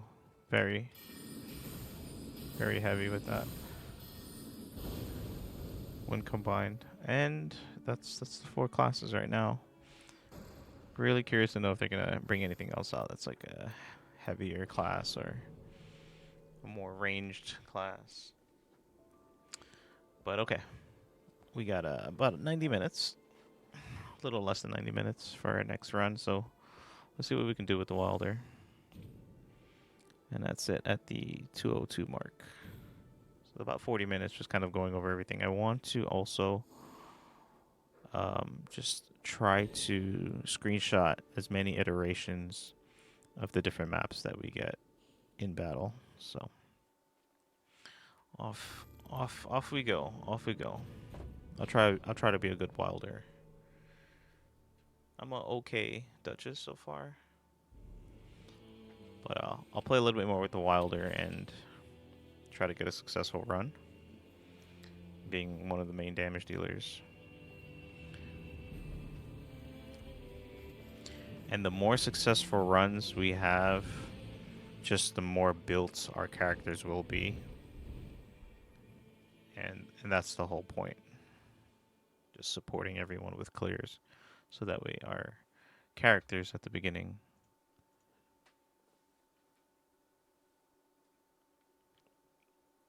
are more efficient. All right, let's get back into thought here.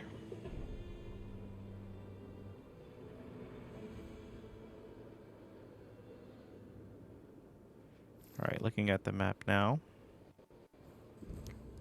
All right, this is the one where the church is on this side. All right, so I'll ping that. We'll clear our first camp. Every time we start on this iteration, so I'll call this like first iteration or something. We want to clear out this main camp first.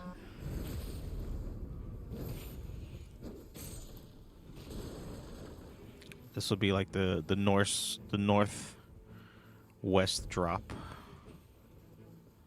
So if we drop from northwest, clear out this camp first, and then we'll head over to that church along the way.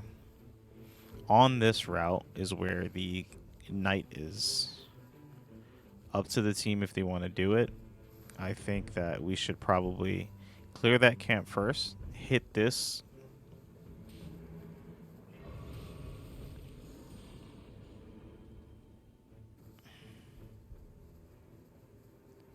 Hit that Grace, and then see if we can collectively try to take her out. But we just don't have enough HP for that. Okay, unless the whole team wants to do it, fine. Me soloing that, not happening right now. Not at this level. But if I had a group of people that I'm communicating with, like, I think that would be what I would tell everybody to do. Let's hit level 4 or 5, go back and knock out that carrier knight after we grab this flask. So first minute should be getting a flask.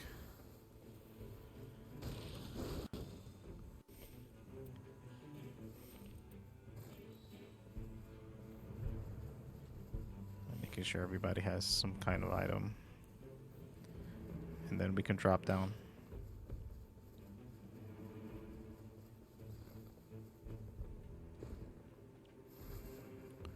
I don't know why those guys want to go there. They're just not at the right level.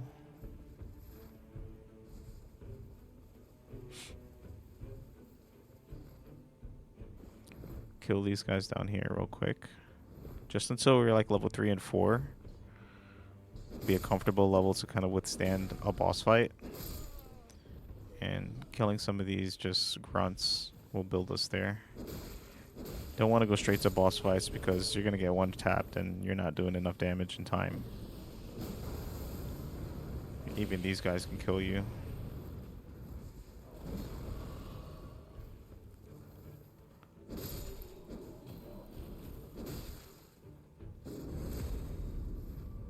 Yeah, they're already down.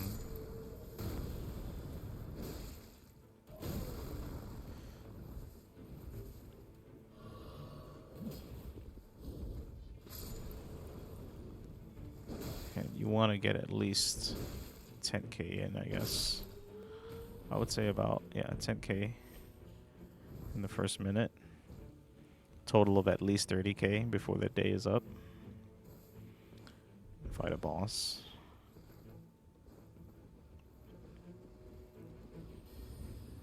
Now they're gonna fight the knight, but I don't want to do that right now. Let's hit this guardian. Let's try to get him to come over to this grace. Yeah, about 8,000 for the next one, so.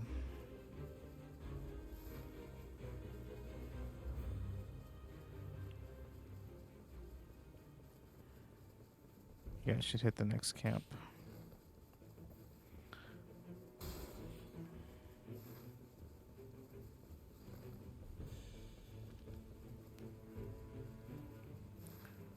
There should be constant acquisition of ruins, or souls, we should say. We need a constant generation of experience. Just being here can grant you some. And I think for magic users, this would be a good spot to kind of just farm. Melee users probably should stay away from coming here early game.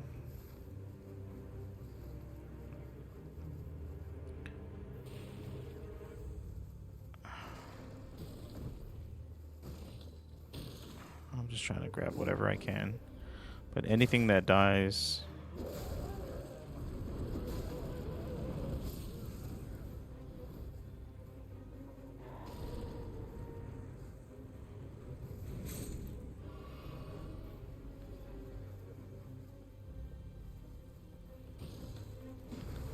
If we can clear out this camp, it would make for good experience.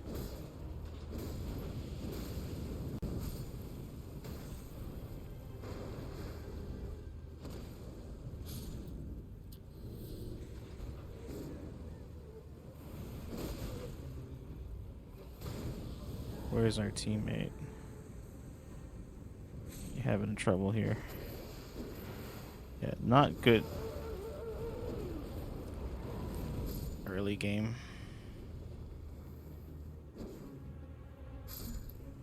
You're dead, bro. You're dead. Damn. That's good. So we got a clear. I got a bow.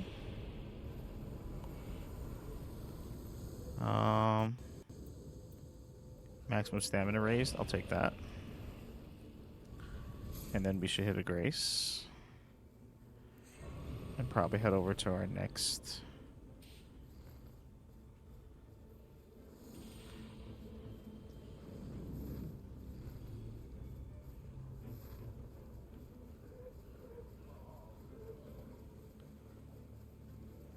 Hey Avon, how's it going? Thanks for tuning in. Happy Sunday. Good morning, good morning. Thanks for tuning in. Hope you're doing well. We are currently on the 4th beta test for Elden Ring NightReign. Forgive me because I am 99% focused, as we are limited down to our last 80 minutes of the beta. And currently pushing this run. It is a very high octane game where focus is needed at all times. We have no seconds to stop and smell the roses at all, or even just kind of bullshit. You're probably going back to sleep. Okay, okay, thank you. I didn't mean to neglect you. I'm just letting you know it's just one of those games. And then being that the beta is timed, also, we only have until 9 a.m. and then tonight at 10 p.m. and that's it. Beta's over until we can see a release in May. So, mainly taking over as much content as I can, so that way I can review later and see how we can improve until release. But let me know if you plan on picking it up, because this is something that I think I will definitely be on. And attention span is a thing. Definitely gonna have to be on it hard. We're gonna probably go over here real quick and pinpoint this cathedral until the ring closes, and then trying to gain a little bit more levels before we fight our first day boss. I'm gonna clean up some guys here. Hopefully the team follows. You understand? Yeah, for sure.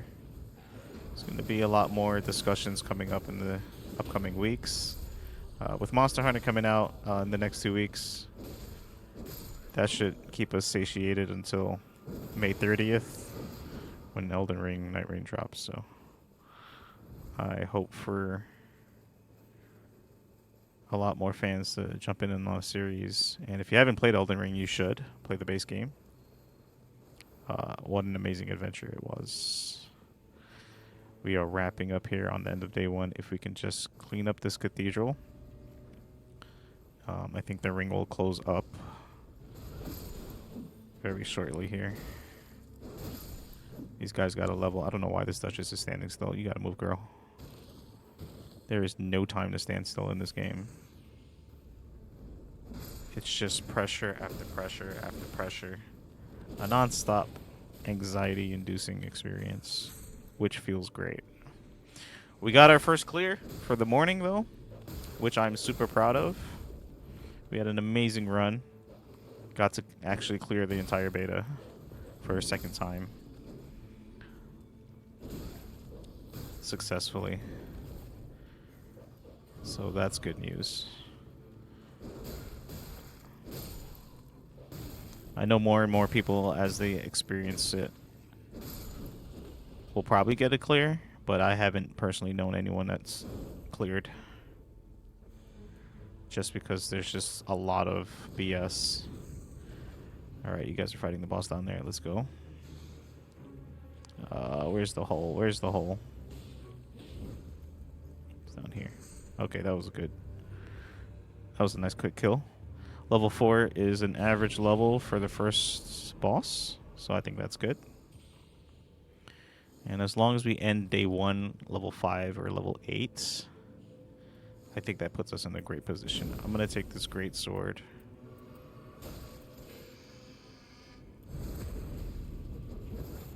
I have a nice great sword.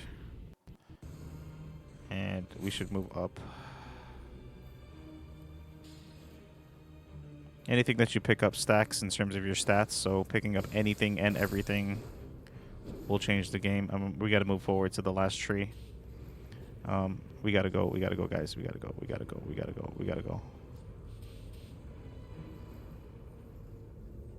go. The ring is closing in on us. We have no time to waste. Level 5 is decent. I'll take that. I won't be happy with anything less than level 5 on day 1. It's just not enough damage, not enough endurance or XP or HP, which will lead to a very rough day 2. So we want to make sure that day 1 is just how you start is how you're going to finish, right? You have a rough start, you probably won't finish. You have a smooth start, you're probably going to have a great 2 days. And that leads me to level 6 if I can get another 26,000 XP along the way. I highly doubt it, but pushing in at least one more boss fight in 1 minute can change the tide for that first night. I don't know if this is not a good idea to go into this cave. Probably doesn't have a good exit, so we are going to have to manually run. Probably gonna do this. Let's just go there. Night 1 is about to end. I need to make it to the top. Oh boy, I'm pushing it. The ring is right behind me. Pushing it. We gotta jump. Ring is closing. The ring is closing.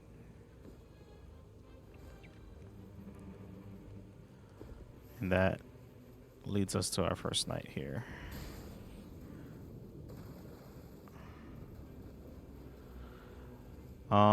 Playing as the Wilder now, I see there's a lot more HP and a lot more endurance.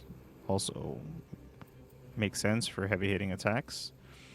But I don't have the greatest dodging. Can get a bow in. A Wilder as a bow user, good damage. Probably almost one-shot everything. So finding a bow early game, super helpful for ranged. And then any of these consumable buffs that we get. Alright, night 1 in the books. First boss coming up. This is most likely be the centipede. Centipede spawns on the northeastern side, so as the damage dealer. Alright, let's pop this for more damage. I'm probably gonna grease my sword for lightning and go in for some damage. Let's fall back a bit. Good thing we hit the cathedral first. We have an extra flask. And I'm just kind of in my head right now with the audibles in my thoughts. So that way I'm building a routine. Every time we drop in on the map, we have a plan. And if you don't have a plan, it's going to be a very bad time with a new group of people.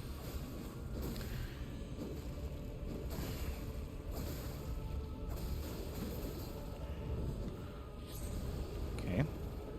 Probably going to pop my ultimate here.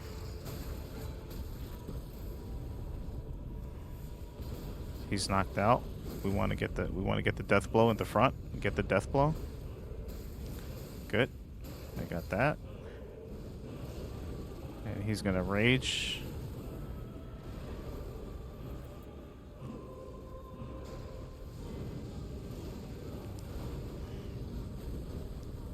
Alright, I like the roll that it has on the Wilder, but it's definitely not enough. I only have 1 flask left, so let me put as much damage in. Tail is cut.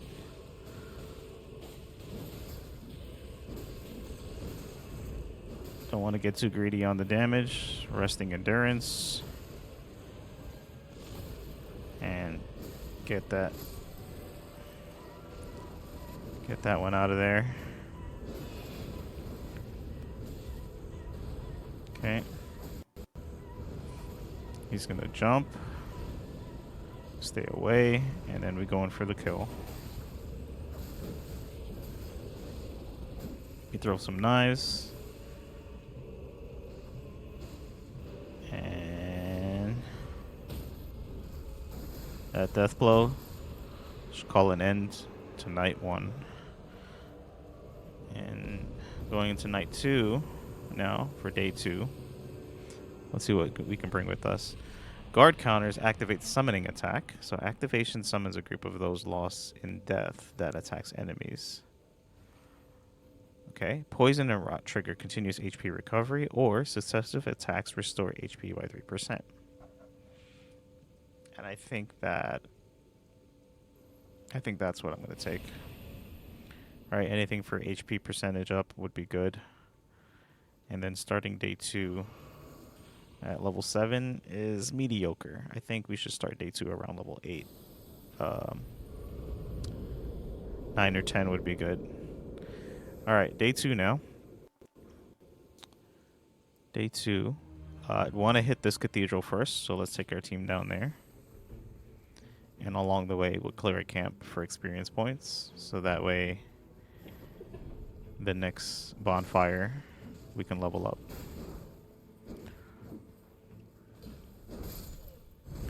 Everything should be one-shotted, one-tapped at these small encampments, but as long as we're clearing them, we're opening chests, improving our gear. Pop those guys out of here. Eat a picklefoot along the way if you have, because picklefoots will increase item rarity. So that way we're getting better gear along the way. Get rid of this guy real quick. We're going to clear this camp of Royal Army Knights. And that way we have better rewards, better XP.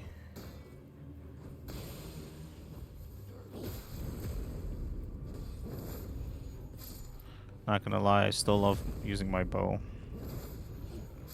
Just added damage at a range is everything. Okay, let's open some chests along our way. We're doing good time so far. I have a greatsword here. Probably gonna pick that up and replace the Wilder's greatsword. And moving forward, we're still on our way to the church as we clear up this camp. Non-stop movement, non-stop experience points. We never want to slow down one bit. Once this camp is cleared, we should receive a massive boost in experience. This camp is not cleared, we're missing some knights. And just continuously like processing my thoughts on where to move next, right? I'm just thinking out loud because I think that it helps with planning as we go. Camp is cleared. Now we're going to pick up this next boost, physical damage negation or a claymore. I'm going to boost and improve physical damage negation. I'll probably find a better weapon along the way. I'm going to take this prawn and replace it with... I put lightning on my sword. I'm going to pop that prawn. And we want to hit this next church. So that way we have another flask. And we can heal 6 times now instead of 5. Which is another helpful tip to have. Having at least 2 churches in one run is decent and safe. Having 3 churches in one run is optimal, obviously. So now, visiting the second church. Oh, is this church? Oh, damn. I think we already went here. That's okay. Let's hit this cliff. That Wilder, where I pinned, it says Wilder's pin, just for this recording when I look back at it. This area here has to have a stone key or something where we can we can activate one of the goals. And those keys, activating a goal will allow us to kill a boss and also generate a bonfire. Let's go this way. So not only will we have a key to kill a boss, fight a boss, kill a boss, get gear and equipment, but also heal and level up at the same time. So finding a stone key is a nice little side quest you can do. Should be thought about and ran within 3 to 4 minutes. Nothing longer. I think that is making good use of time. There's got to be a chest here with the key, and once I find it, I'm going to make a note of it, because that's going to be the goal every time we come to this encampment. I need to heal more. I need to block more, actually. Oh god, oh god, oh god, don't do it now. Just clear that with an AoB blast. This is why I really don't play Wilder. I can see why, though. It's good damage dealing, but there's got to be a chest here somewhere.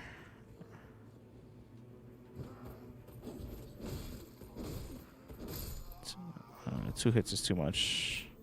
So the big chest that's very ornate contains the key that we would need to activate a goal. I'm going to take this shield. I don't need those claws. And then, let's see, maybe it might be upstairs. The ring is closing in on us. We're going to have to hit at least down here for the next goal. If I don't find this key, I'm going to have to run. The key should probably be up here. Let me take a look. Well, once I know where it is this it? This is just a tip. Dagger of Sorcery. Digger's Staff is better. Yeah. So now I have a ranged magic weapon. Oh, there it is. Located. So I got a stone key. I got 2 stone keys, actually. Alright. Now that I got a stone key, we're going to get out of here. Oh, no. Teammate's down. He's going to have to resurrect. He's going to have to resurrect. We don't have time. We want to hit this. Shit. Shit. Shit. Okay. Alright, he's up. He's up.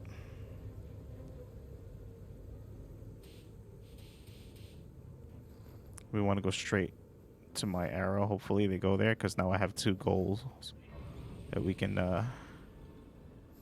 use. I can pop this here real quick. Level 8 is not the greatest.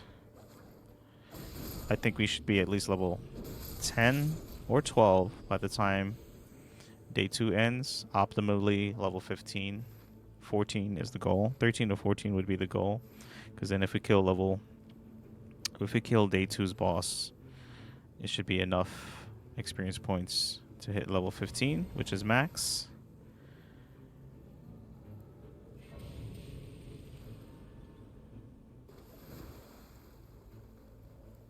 I'm trying to tell these guys we need to go down there.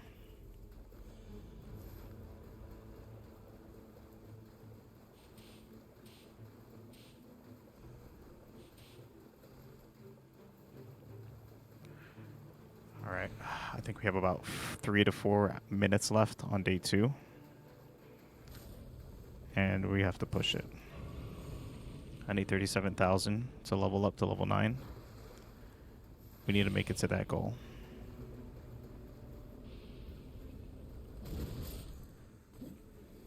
We need to make it to that goal. And I need to make it there because I have 2 stone keys. Unless I'm not sure. I need this to be tested and confirmed. But if your teammate picks up a stone key, I'm not sure if your other teammates can use it. But we're going to find out right now.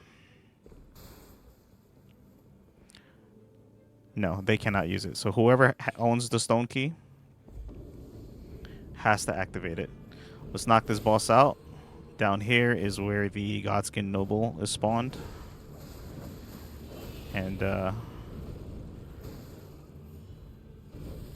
just keep a note of that, but that's not going to be confirmed completely. It might be changed in base launch. On official release. Hopefully they don't change too much, but making notes of where all the bosses are going to spawn when we activate it. Pop him real quick.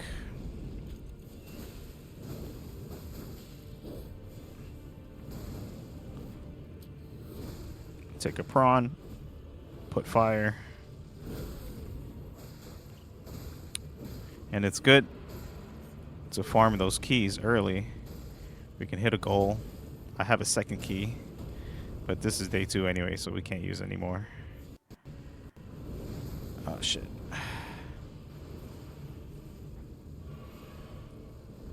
Don't die on me, guys, okay.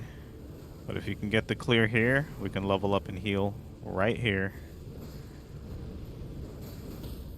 And be prepared for day 2's boss.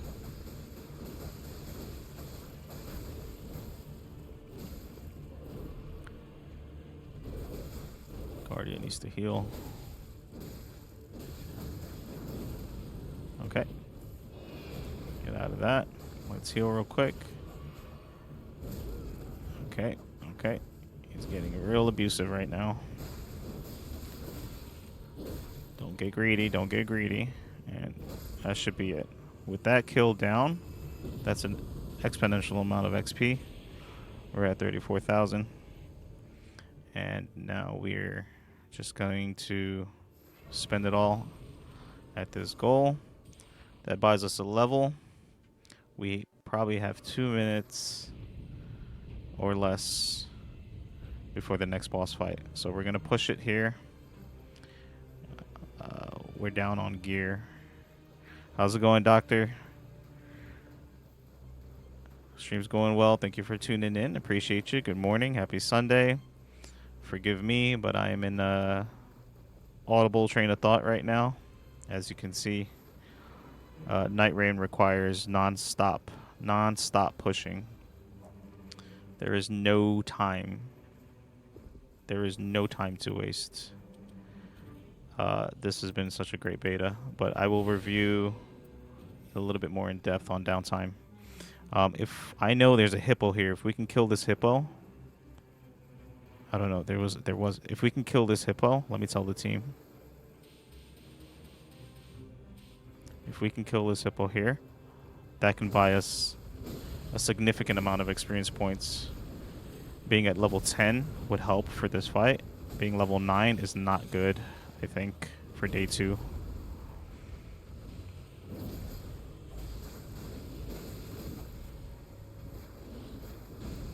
Pop this turtleneck. We're down on time right now. That ring is closing in on us. We need to kill this boss in 60 seconds or less. Otherwise, that's a waste of XP. And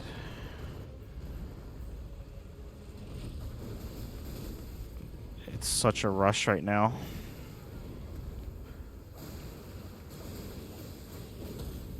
I'm gonna pop my ultimate.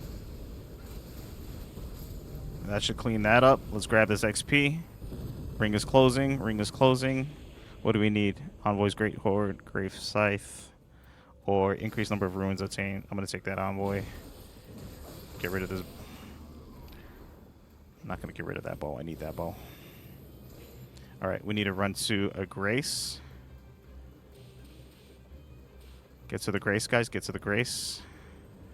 Oh, there's one right here. Perfect. Level up. That brings us to level 10. I'm not happy with that. We should be at least level 12 or 13 at the end of day 2. Boss is tuning in soon here. We can probably, grab that trinket. I got a bow. Let me move this here. Let me move this bow over here. Let me move this over here. And now I have a Great Horn to attack. A little bit more heavier damage dealing. We are ready for day 2's boss. And that should push us into day 3. Hopefully, if everyone survives this.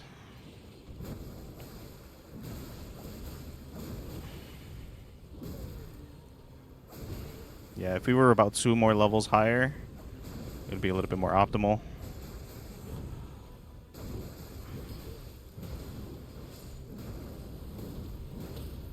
Right.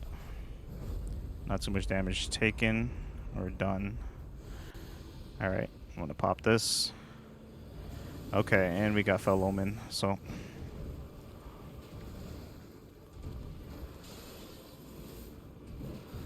Duchess can keep it busy.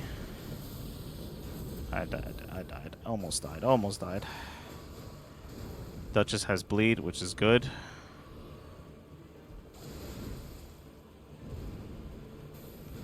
Let's see if I can claw shot in. And then pop him. Oh shit. We need more damage.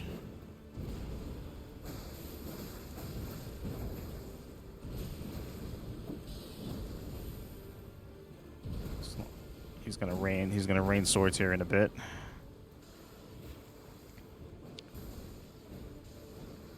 Got 2 flasks left. And the major part about boss fights is that everyone's saving their art, and you want to use your ultimate at a time where you can stack it together. Improper use of your ultimate can hurt us. All right. He's down. That did not.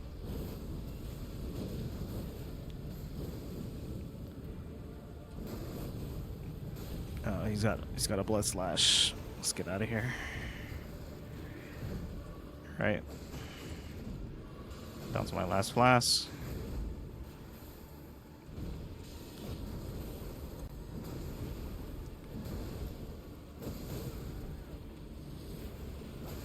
All right. I am going to go ranged for a bit.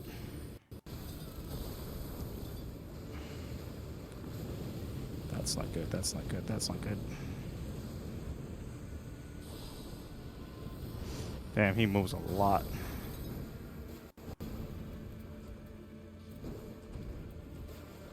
And where's my bow? Oh, I think I took my bow off. Alright, we're almost there, guys. We're almost there.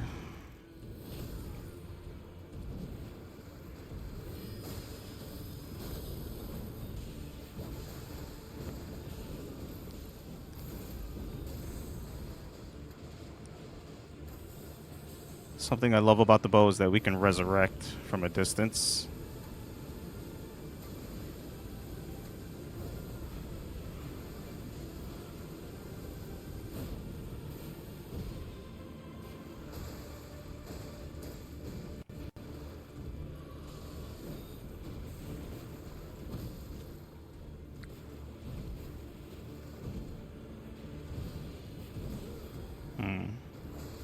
Been such a long time since I fought him.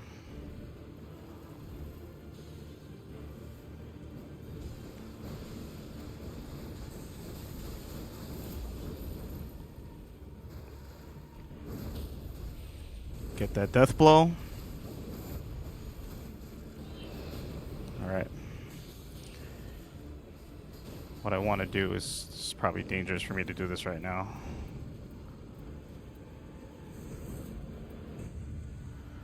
Okay. Just wanted to move that. Damn, my fingers are all over my controller right now. I do not have healing. So we have to be very careful. Let me get Duchess up.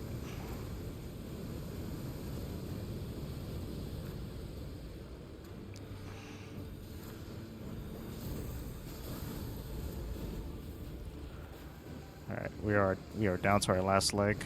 So I'm going to try. Get up, Duchess, get up. Try to keep my distance for a bit.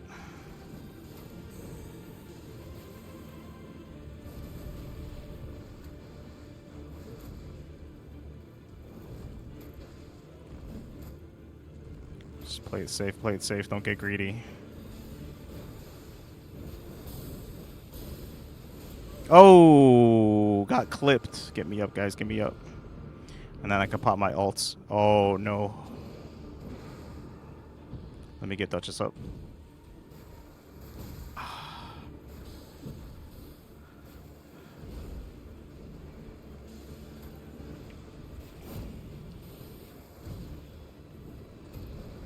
Okay, Duchess is up. That's another smart move. Using your ultimate on your down teammates to quickly get them up.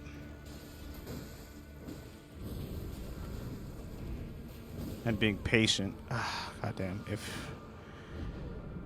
Please don't die. Please don't die. This is a good run. Okay.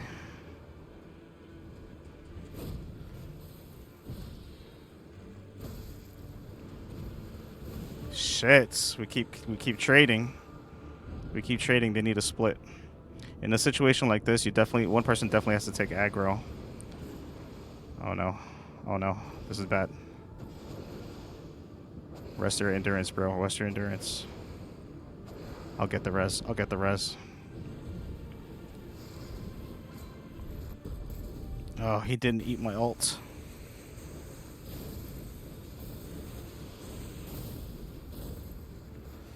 Alright, he has my aggro. Can't get distracted on rezzing only. I'll keep his attention.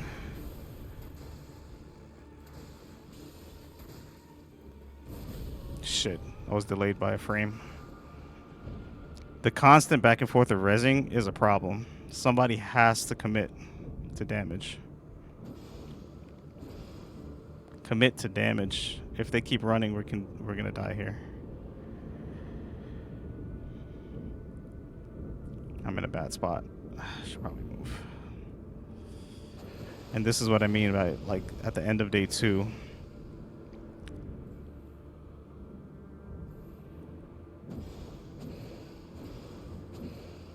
Run. Oh.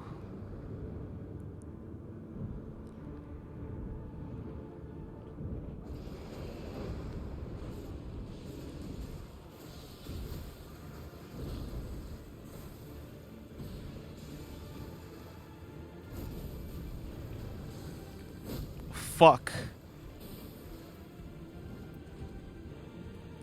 It's all on me now. Nope. I tried. GG. This is what I mean, though. Like, at the end of day 2, we should be at least 12 levels in with at least 5 flasks. That was a good attempt. No one's major fault there. I think we spent a lot of time just going back and forth on resurrecting. Would have been a nice second clear for the day. But the Wilder was really good to use. I wanted to get a clear on him. I'll get a clear on him after. Let's try the Guardian now. See how the Guardian works. And then work on our skill set here.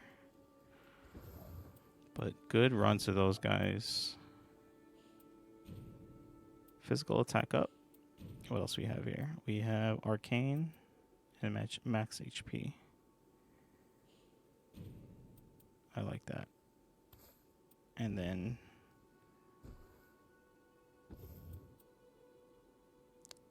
the Yellowstones. Guardian negation. Damage negation for allies improved when using character skills. Improved critical hits for the Guardian.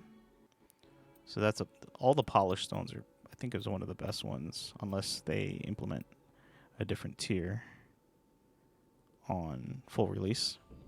But we're going to try using the Guardian now and get a clear with the Guardian. Down with our last half an hour for the 4th beta. What an experience. Again, thanks for lurking, Doc. Appreciate you. I know you are also working on the original Elden Ring. Hope you get a chance to pick up NightReign on release and get to enjoy it with your community and people who play Elden Ring as well. Thanks for tuning in.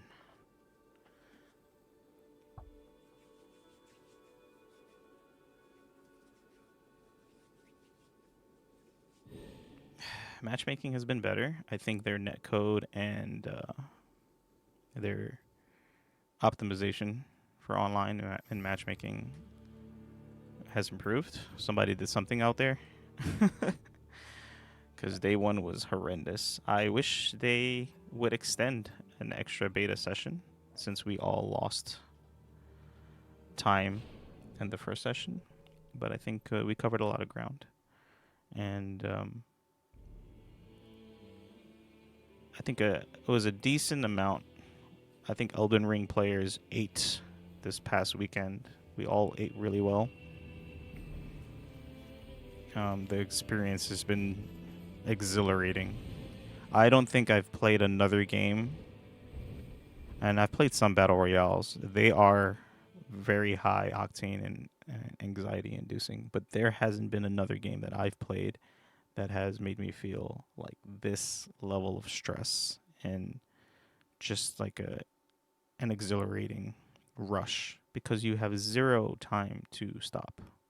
It is a non-stop thought process. We are landing in on the bottom right. And when we're down on the bottom right, I would say, let me take a screenshot of this. So landing in the southern eastern part of the map, church starts here, and we should probably hit up this camp here. Jalmok, welcome in. Welcome in, Jalmok. How are you, sir? How are you? I'm going to have to stop and do this because massive shout out to you. Thanks for tuning in and taking up a few seconds out of my beta, but that's okay. You're worth it. Massive RPG player. How have you been doing? I am enjoying NightReign. This is a day one pickup for me. I appreciate you tuning in, sir. I love your voiceovers, and I just love your gameplay. Super cool. Super chill, dude. If you guys like RPGs and stories and a really nice voiceover, tune into Jalmok.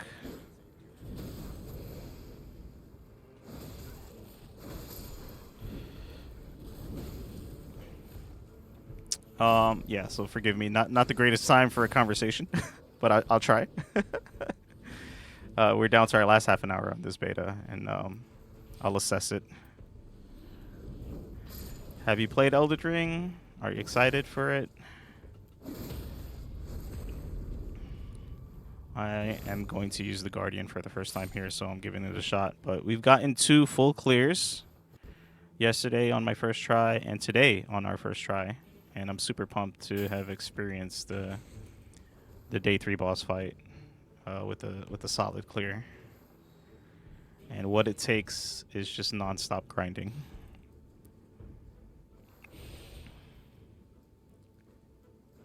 You did play the base. If you played the base Elden Ring, you would love this. Oh, fuck. That's what happens when I look away for 2 seconds. If you did play the base Elden Ring, you are already, like, ready to play this. If you have not played the base Elden Ring game, you're going to have a massive learning curve.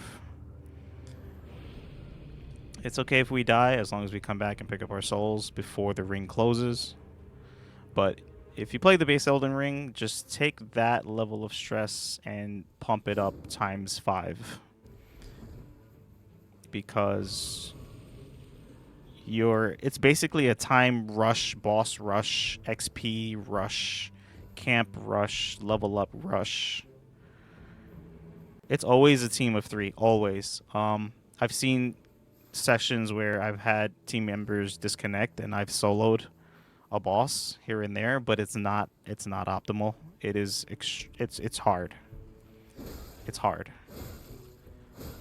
It is required. Team of 3, no more, no less. But we shouldn't be doing any boss fights unless we're at least level 2. I don't think anybody should be rushing into a boss like that. I think that was a bad move on their part. But enemy felled, which is good. As long as you're near it, just like MOBAs, when you're near any last hits, you will absorb the XP. Again, I'm going into a mental monologue here just to train my thoughts and then review it later. So going here, yep, level 3, take this. Anytime you kill a greater fiend or a boss, they'll drop a grace, which you can use to level up immediately. And then progress. The ring should be closing in on us soon. We should definitely be hitting a church. A church will raise our maximum flask, so at least we'll have a +1. And you want to do that at least once a day. So The biggest challenge, especially in this beta, is playing with randoms and no gestures, no emojis, no chat, and no comms, right? Having comms and playing with people you know once the game releases is going to change everything. I think that's the biggest factor, is that you're not communicating with anyone. But when and if you do, and you understand the cadence of how you should do a run, then you're going to find that you're going to be more successful. With knowledge of MOBAs, with knowledge of Battle Royales, and with knowledge of base Elden Ring in its entirety, you have a higher success rate of clearing this. So now I have 4 flasks. Ring is closing in. We should probably hit here. This dragon could be felled at level 3 if the team does not die as much, but can't guarantee that. Yeah, they didn't include gestures for the beta. You have a few friends that are interested, but it's hard to find decent multiplayer games anymore. And in time, yeah. Well, I'm here, man. I'm definitely picking this up day one, so if anyone else is interested, please reach out to me. I'm doing some extensive research on it on the side as well, on my off time. And later on today, I will be reviewing every single piece of item and gear. This dragon needs to be either killed early or killed at least at level 5, because yeah, no, this is not good time. And based off experience, this is going to take at least 2-3 minutes, and anything that takes more than 2 minutes is too much. This is too much.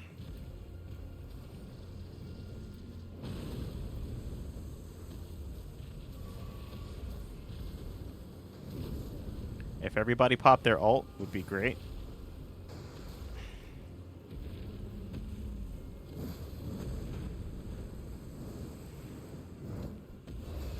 Popping your ult on your dead teammates is a big win, because that's like almost an instant resurrection instead of standing there and chopping them up.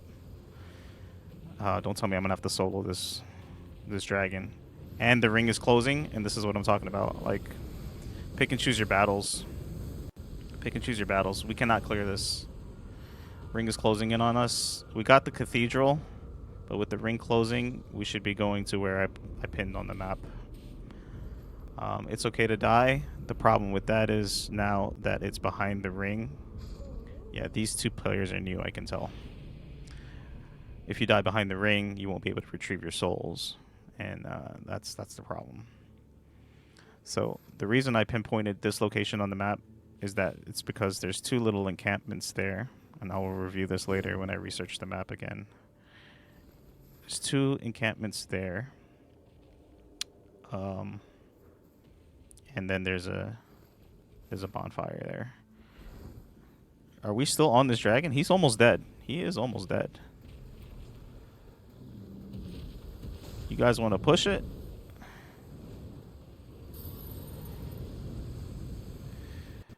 Fuck it. This is a scuffed run anyway. I just feel bad because I'm down to my last 20 minutes.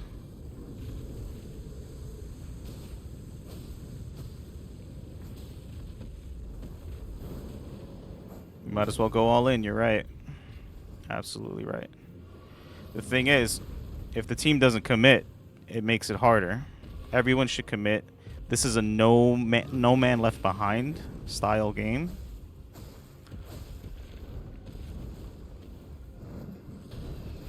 My ultimate should have helped clear this. If we don't get this goddamn dragon kill, I'm going to be highly pissed. Highly pissed. Alright. That at least should be an extra 4 levels. Talons. Ooh, give me that scepter. Oh, yes. Oh, yes. GG. Not my first dragon killed. Alright, we need to book it. We need to book it. Let's get to this location. The second church is not accessible. Should probably hit this location first. Let's go to that camp. Wilder needs to join up with us. I need to hit a I need to hit a... I keep calling them bonfires because I'm just an old Souls player. I will always call them bonfires, but between bonfires and grace, like... I'm sure old school OG players, like Demon Soul players, would still call it bonfires. Yeah, Grace is... I mean, they got to change it up, right? It's not part of the Dark Souls series. It's the Elden Ring series, so... But we all know what it is because the trauma that we have seeking a bonfire in the old Souls days... Yet. In the old Souls days. I love his character design, though, in terms of how the Guardian looks like. But how he plays is very clunky. I want to actually... I need to level. Like, I cannot be out here at level 2 right now. So that camp needs to be cleared. While I have my teammate clearing this camp, I'm going to try to snipe. Oh, shit, he's down. It's a little weird with preset characters. I'm just going to pop my ultimate here. That should res him and kill them. 2 birds with 1 stone. And I see the benefit of playing a Guardian character. The tankiness of him, the DPS on him, the shield, the skills. They're super beneficial for the party. However, he is not fast. He is not fast, so you definitely need a team that's doing the work while you're taking the aggro. That sound effect means that the ring is closing in, and I have not yet hit a bonfire, which I'm going to try to snipe right here. Because I have 57k on me, and we don't want that to go to waste, which buys me 5 levels. Not optimal. If I can get a few more kills along the way, then I can probably level. I think at the end of day 1, again, like I said, the best level to be is level 8, even level 9 if you can push it. That requires full team cooperation, maybe a dragon or a boss. 2 or 3 bosses along the way. Non-stop camp killing. If you can't kill a boss or can't locate one right away, you should be at a camp. No matter if the ring is closing, you buy your time and you comb the map along the way. You should not be stopping to smell any roses. I'm going to take a bow. I cannot use this staff just yet. I'd have to be level 12 for that scepter. We gotta book it though. Break everything that you can along the way. Take any items you can. Consumables is a necessity. 21k from level 5 to level 6. That's good. We're gonna be level 6 for the first boss fight. I'm gonna try to jump it. The ring is very close behind me. And we should have a semi-decent day 1. No fall damage is nice. No fall damage is a requirement, I think, because the amount of pressure that's behind us between moving and elevation. Hello, guy. Come here. You need to go. You need to either go there or you need to come here. And I've just been pinging the map like crazy because I'm just trying to communicate with randoms.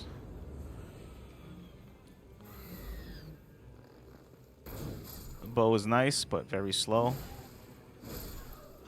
It's my responsibility right now to be in the front of the line.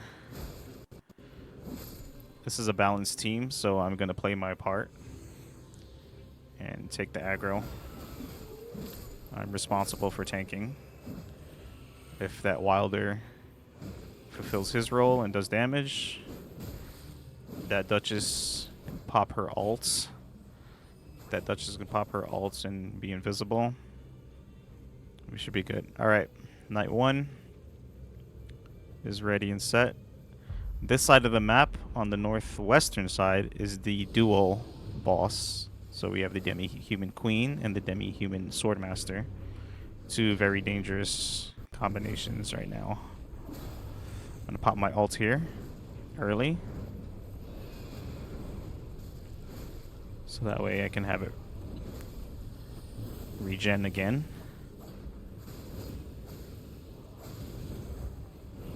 Pop my skill here. Looks like the Wilder's doing damage. I'm gonna drink flask right now. We need to get rid of that Swordmaster because he inflicts frosts. Inflicting frost on the team is not fun. So it's a group effort for sure.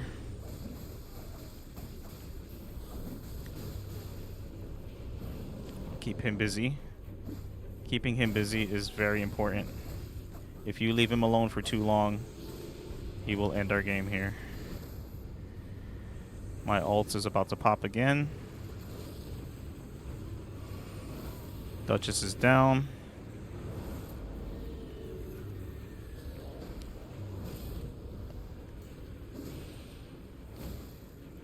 I'm going to raise my attack. Turtleneck. Shield. My team is down. Let me go for the res. I'm just gonna pop my ults.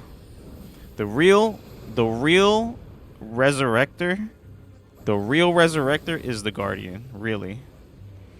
Because just popping your ult and damaging an AoE field brings everybody up. So keep that in mind if you're playing Guardian and your team is down. Save your ults. Get him up. Down to my last flask. Just gonna abuse my knives. Get rid of this. The Wilder's down. The Duchess's job should be to get him while I keep aggro.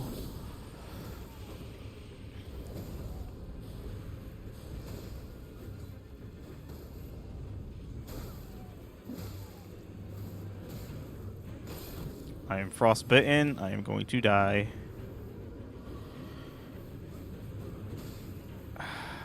I need help with this guy. Wilder's down again.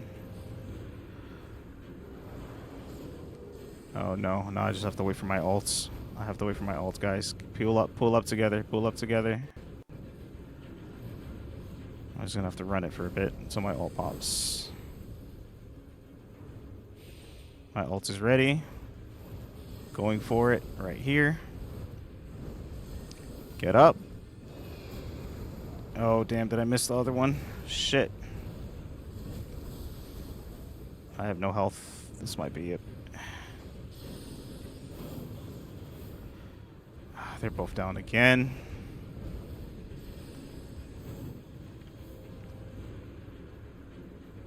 I can buy time. I'm just gonna have to buy time.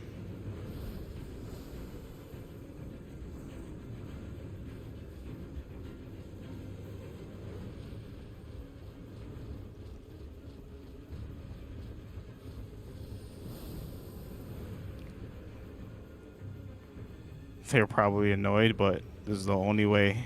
If I stop for a bit, I'm gonna get frostbitten. Yeah, my teammates are not doing great. It's okay. It's okay, this is the only time I can res them. Don't stop, don't stop, don't stop, don't stop. Alright.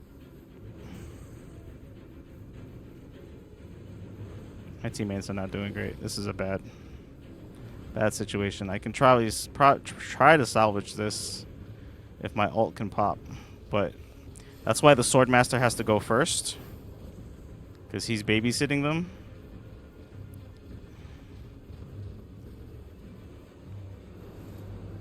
And I'm not going to have any space.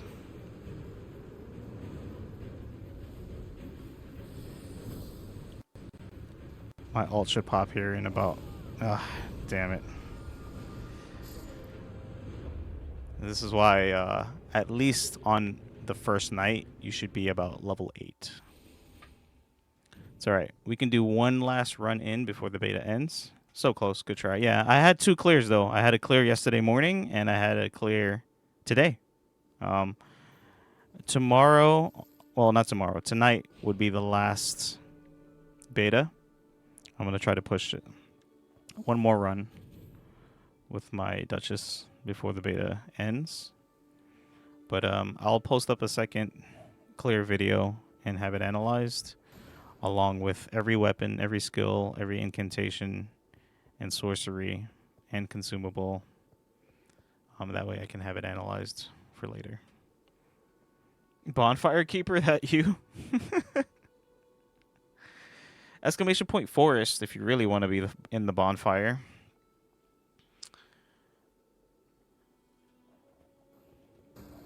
But all the cool kids hang out with Jalmok. All the cool kids hang out with Jalmok. Thanks for tuning in, guys. Now that I have a minute to rest and breathe for a bit. Also, shout out to Ram. I met you through Ram, and I played Chocobo Racing with Ram about almost 3 years ago, and it was a good time. It was a good fun time. There you go.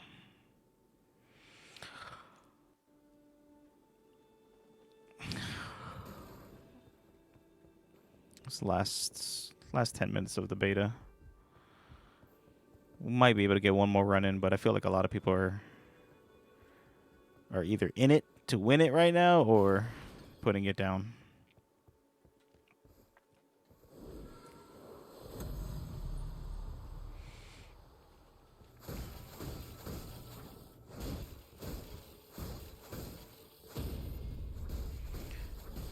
But yeah, hit me up if you're playing Monster Hunter in the next 2 weeks on release. And I'll be playing the beta of the Monster Hunter today, Monster Hunter Wilds.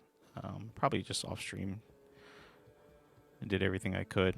I might do it on stream just in case we set a record with Arkveld. But got a couple Arkveld kills, solo captures, and getting ready for Elden Ring in May.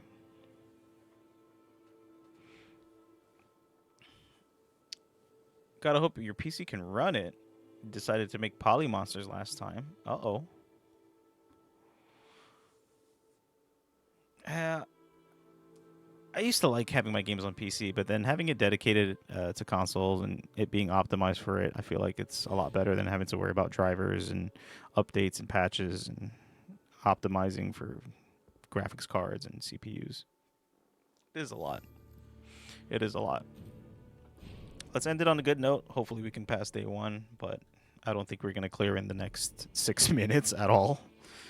A minimum clear for a full run of 3 days is going to take at least 40 minutes, 35 to 40 minutes. First clear was, I think, 40 minutes. All right. We don't have a recluse and we don't have a guardian, so probably not going to have the best damage here. You built your PC back in 2019. Mine, I set up back in 2016, 2017, I think it was. I'm still running a 1070, so this is the year. This is the year Ashy gets a brand new PC. Hoping for a nice 5090 build to last me at least the next 7 years. 6 or 7 years. All right. We're dropping in on northwest again. I'm just going to take a quick snap of this map. Northwest. Church here. And we want to at least run a camp here. Yeah. Oh yeah, no. I'm building a brand new PC, so definitely going to be, if not a 1600 watt at least.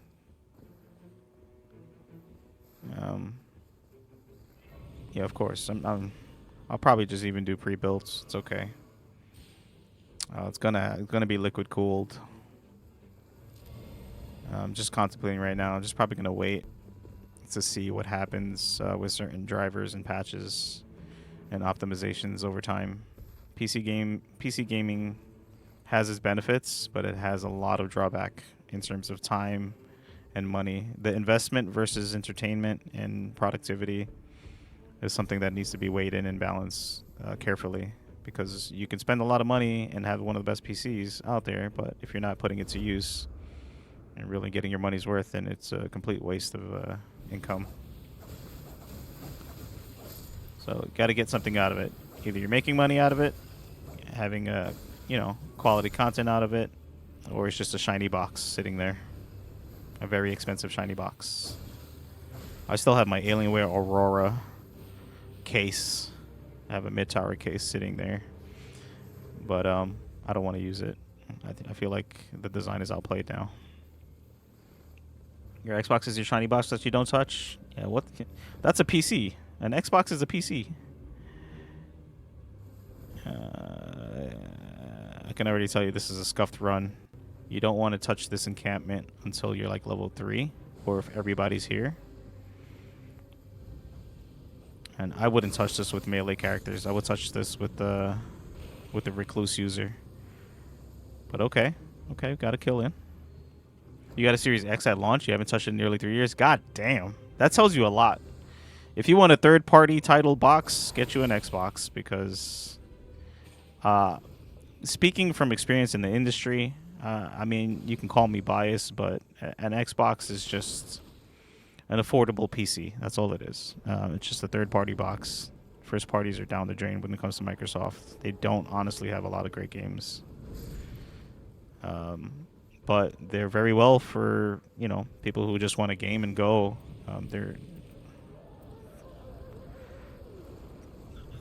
Their peak moment was when the 360 came out, I think, but that was about it. Because, I don't know, probably 90% of the games you can play on Xbox can be played on PC. And you won't even need an Xbox. Excuse me, dog. Everything is on PC, yeah. Yep. Nintendo's holding it down with first-party titles. PlayStation working on it. But you can call me a fanboy, it's okay. I've been with Sony since day one as well. Every PlayStation that has ever came out in history, I have bought day one.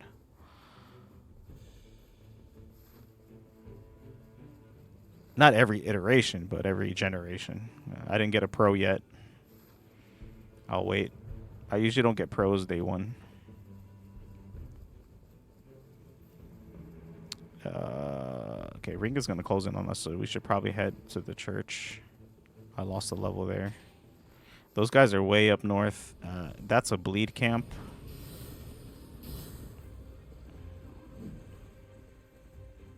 You have to buy the stand and a disk drive with the PS5 Pro. They don't have a built-in disk drive with the Pro. Are they all separate?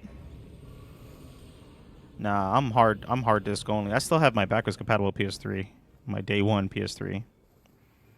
Like I need physical. And I'll probably get a Series X. Every Xbox I've ever had has been like a Halo edition. It's the only thing I care about when it comes to Xbox. It's just Halo. I'm a big Halo fan.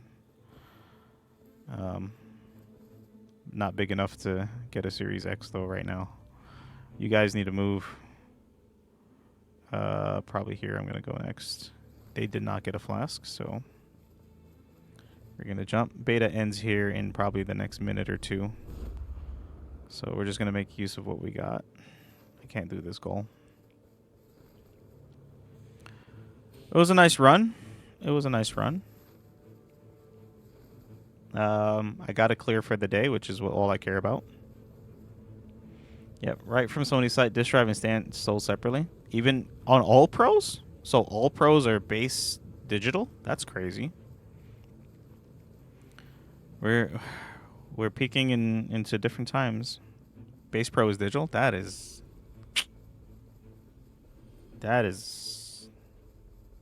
I have no words. My theory for the future, and you can start seeing it happening already, my theory for the future is that next generation is just going to be the type of monitor. Like, imagine just Microsoft selling a monitor, or Sony just selling a monitor, like the PlayStation monitor only. The GPU is built in, the CPU is built in, and your games are going to be played on your monitor. It'll be like an all-in-one PC. So let's say like the PlayStation 7 is just a 32-inch screen or a 42-inch screen or a 27-inch screen. The GPU, CPU is built in, right? And then you're buying your controller separate. That's it. That's the future. That is the future.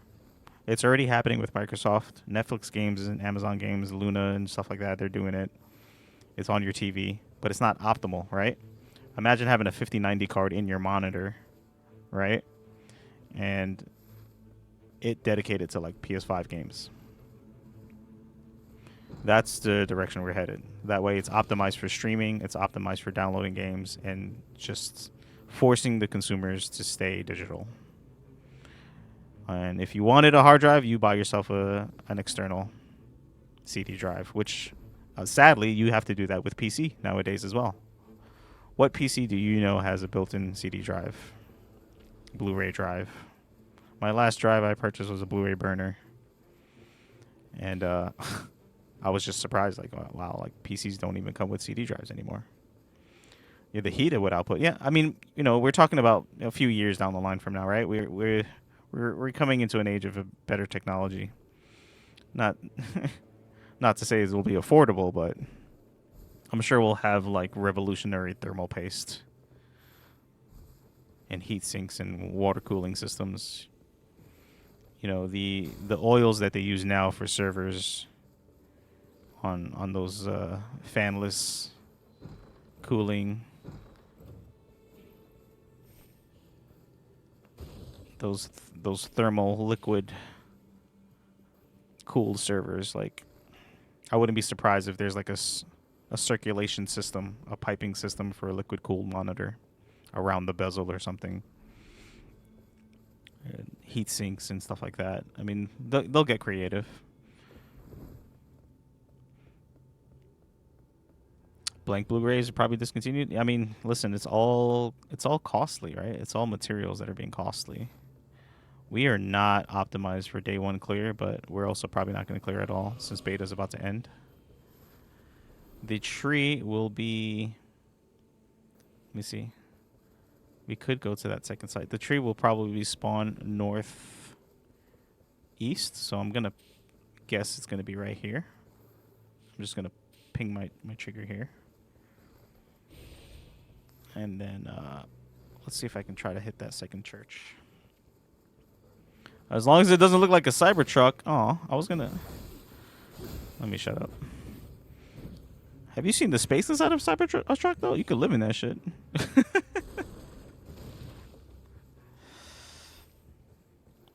I have an EV as well. Like, the maintenance is minimal. I think I spent less than $780 annually on charging. So it's definitely been over a 65% cost saving vehicle versus having your typical sedan combustible engine. But now that everyone's going in that direction, it's still problematic in terms of like superchargers and maintenance every 8 years on the battery. You still got to get your tires changed though. So a box on wheels. Aren't they all box on wheels? I think for everyone, the purpose is different, right? Depends on your purpose, depends on your daily use of it. Having an EV, though, I can say it definitely has changed for me. Like, I'm not someone who's like a race car type person. Like, you'll get your car haters out there. They're like, oh, but everything's going EV. But I'm actually probably just gonna get rid of it soon. Now that we're more remote and we do a lot of things more remote, it's only there for us to get to point A to point B, and I feel like Uber does that just as well. So saving on insurance and liability and things like that, it's just not a necessity, especially as someone living in a suburban area to a metropolitan area, you don't really need a vehicle. Those in the country, though, definitely should keep an eye out on having a vehicle. It's just with the weather and just the cost of things nowadays. Let me hit back this grace and deal with A1. As long as it gets from point A to point B, exactly. Exactly. My thing is, how much does it cost to get from point A to point B? And, you know, what's the pros and cons, right? And you're usually paying for your own comfort. I am taking a big gamble. I need to hit the next grace. I am probably gonna die here. If the beta doesn't kill me right now from the servers, the fire will right now.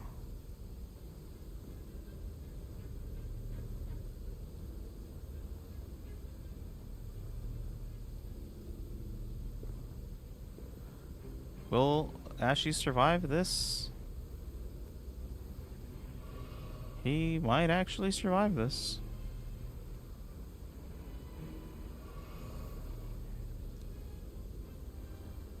One tank lands through a month? That's great. Yeah, one charge usually would last me a week or almost 2 weeks, depending on how active I am.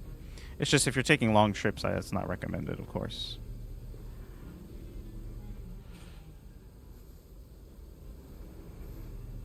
Guys, we are not doing good here. We need to hit that first camp. I don't think these two are experienced players, but that's okay.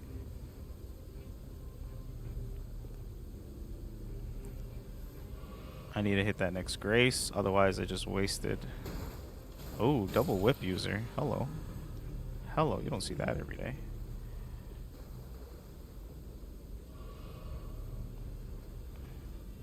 Let's see if the beta will give us day 1 kill or cut us off short.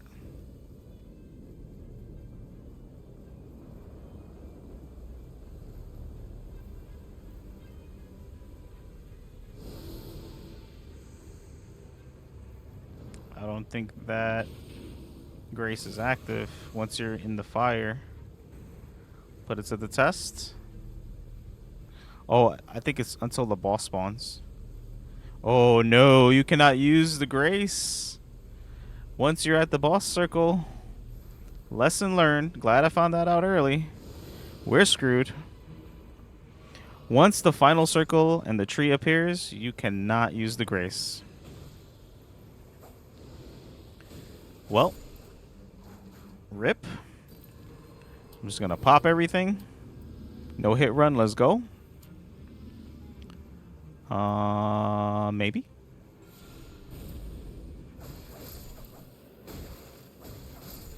Maybe not. I'm gonna have to stand here by this fire. I fought the centipede long enough to... Let me just stop talking.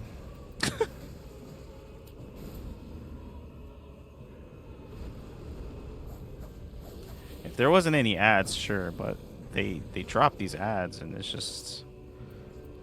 Alright guys, sorry, you're on your own now. You can help disappear the team.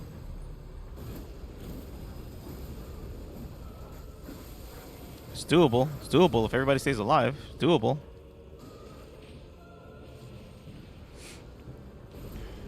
I have no health. I have no flask. I have no items. So I got the tail at least. Yeah, the tail comes apart and turns into its own monster. Probably gonna hit that dragon up. If we do survive, I will go for that dragon. If we do survive, I should probably die and have the res. Yeah, I just got clipped there. Yeah, if I die, then it can res me. I'll have a little bit more HP.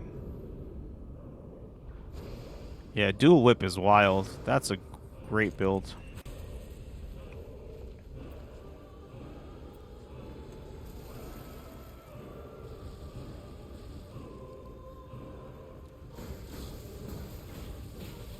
Yep. There goes the disconnect. That's okay. It's 9:12 a.m. Beta is supposed to end at 9. They gave us a little extra time, which was graceful of them. But it was a good push, yeah. We got one clear this morning. I'm still happy about that. We got to analyze some items. Played with the Wilder a little bit more. Got to feel out the Guardian. Super happy for this next run. One last test coming up, 10 p.m. this time, Eastern. 10 to 1. But that was exhilarating. A lot more learned. I think the community of the players is starting to get a better sense of how things should go and flow. It is just a half an hour of just constant just thought process, right? Working with what you got. But that's it for the morning. Happy Sunday, guys. You guys know where to find me. I'll be in the forest and the bonfire. Thanks for tuning in, for everyone who's lurking. Jalmok, thank you for tuning in and chatting. I appreciate you. I appreciate your presence. Amazing streamer. Avon, thanks for lurking. Doctor, thanks for lurking. I'll be back later this evening. Maybe some Monster Hunter later, but what a great fourth test. Until next time, guys. Thanks for watching. Oh, whoa, whoa, whoa. Whoa. Whoa, I'm not going to let that slide. We're going to go to a walk and talk real quick. Jalmok with gifted subs. Gifted subs? Do you know what you're doing? Sophie-san is my wife. Gave one to Sophie-san. Skyrox, I haven't seen. Dr. Buttercar got a gifted sub. Otter got a gifted sub. Stab Jab, I haven't seen. Hopefully those guys come back. A big shout out to you, Jalmok, for gifting some subs to the archives. I appreciate you so much, man. Thanks a lot. Thank you so much for contributing. And those things, you know, when it comes to monetary stuff, it's nice. It's great. And I know that's the culture of Twitch and the communities, but here and with me, it's not needed and it's not required. But being that you are gifting and you know, spending your energy here, your time here, is way more appreciated. When you gifting subs, it's a big thing, man. I appreciate that so much. Thank you so much. It means a lot to me. It keeps me going. It gives me a reason to continue. I'll do what I do anyway. We're on it anyway. Been streaming for the past couple years, and I know that those things, you know, they keep people streaming. So thank you again for your support. It'll definitely be paid forward. Yep, definitely having fun, man. Thank you so much. Thank you so much again, man. Big shout out to Jalmok for that. Until next time. I'll give you a proper ending there. Thank you so much for the support. We'll be back later this evening.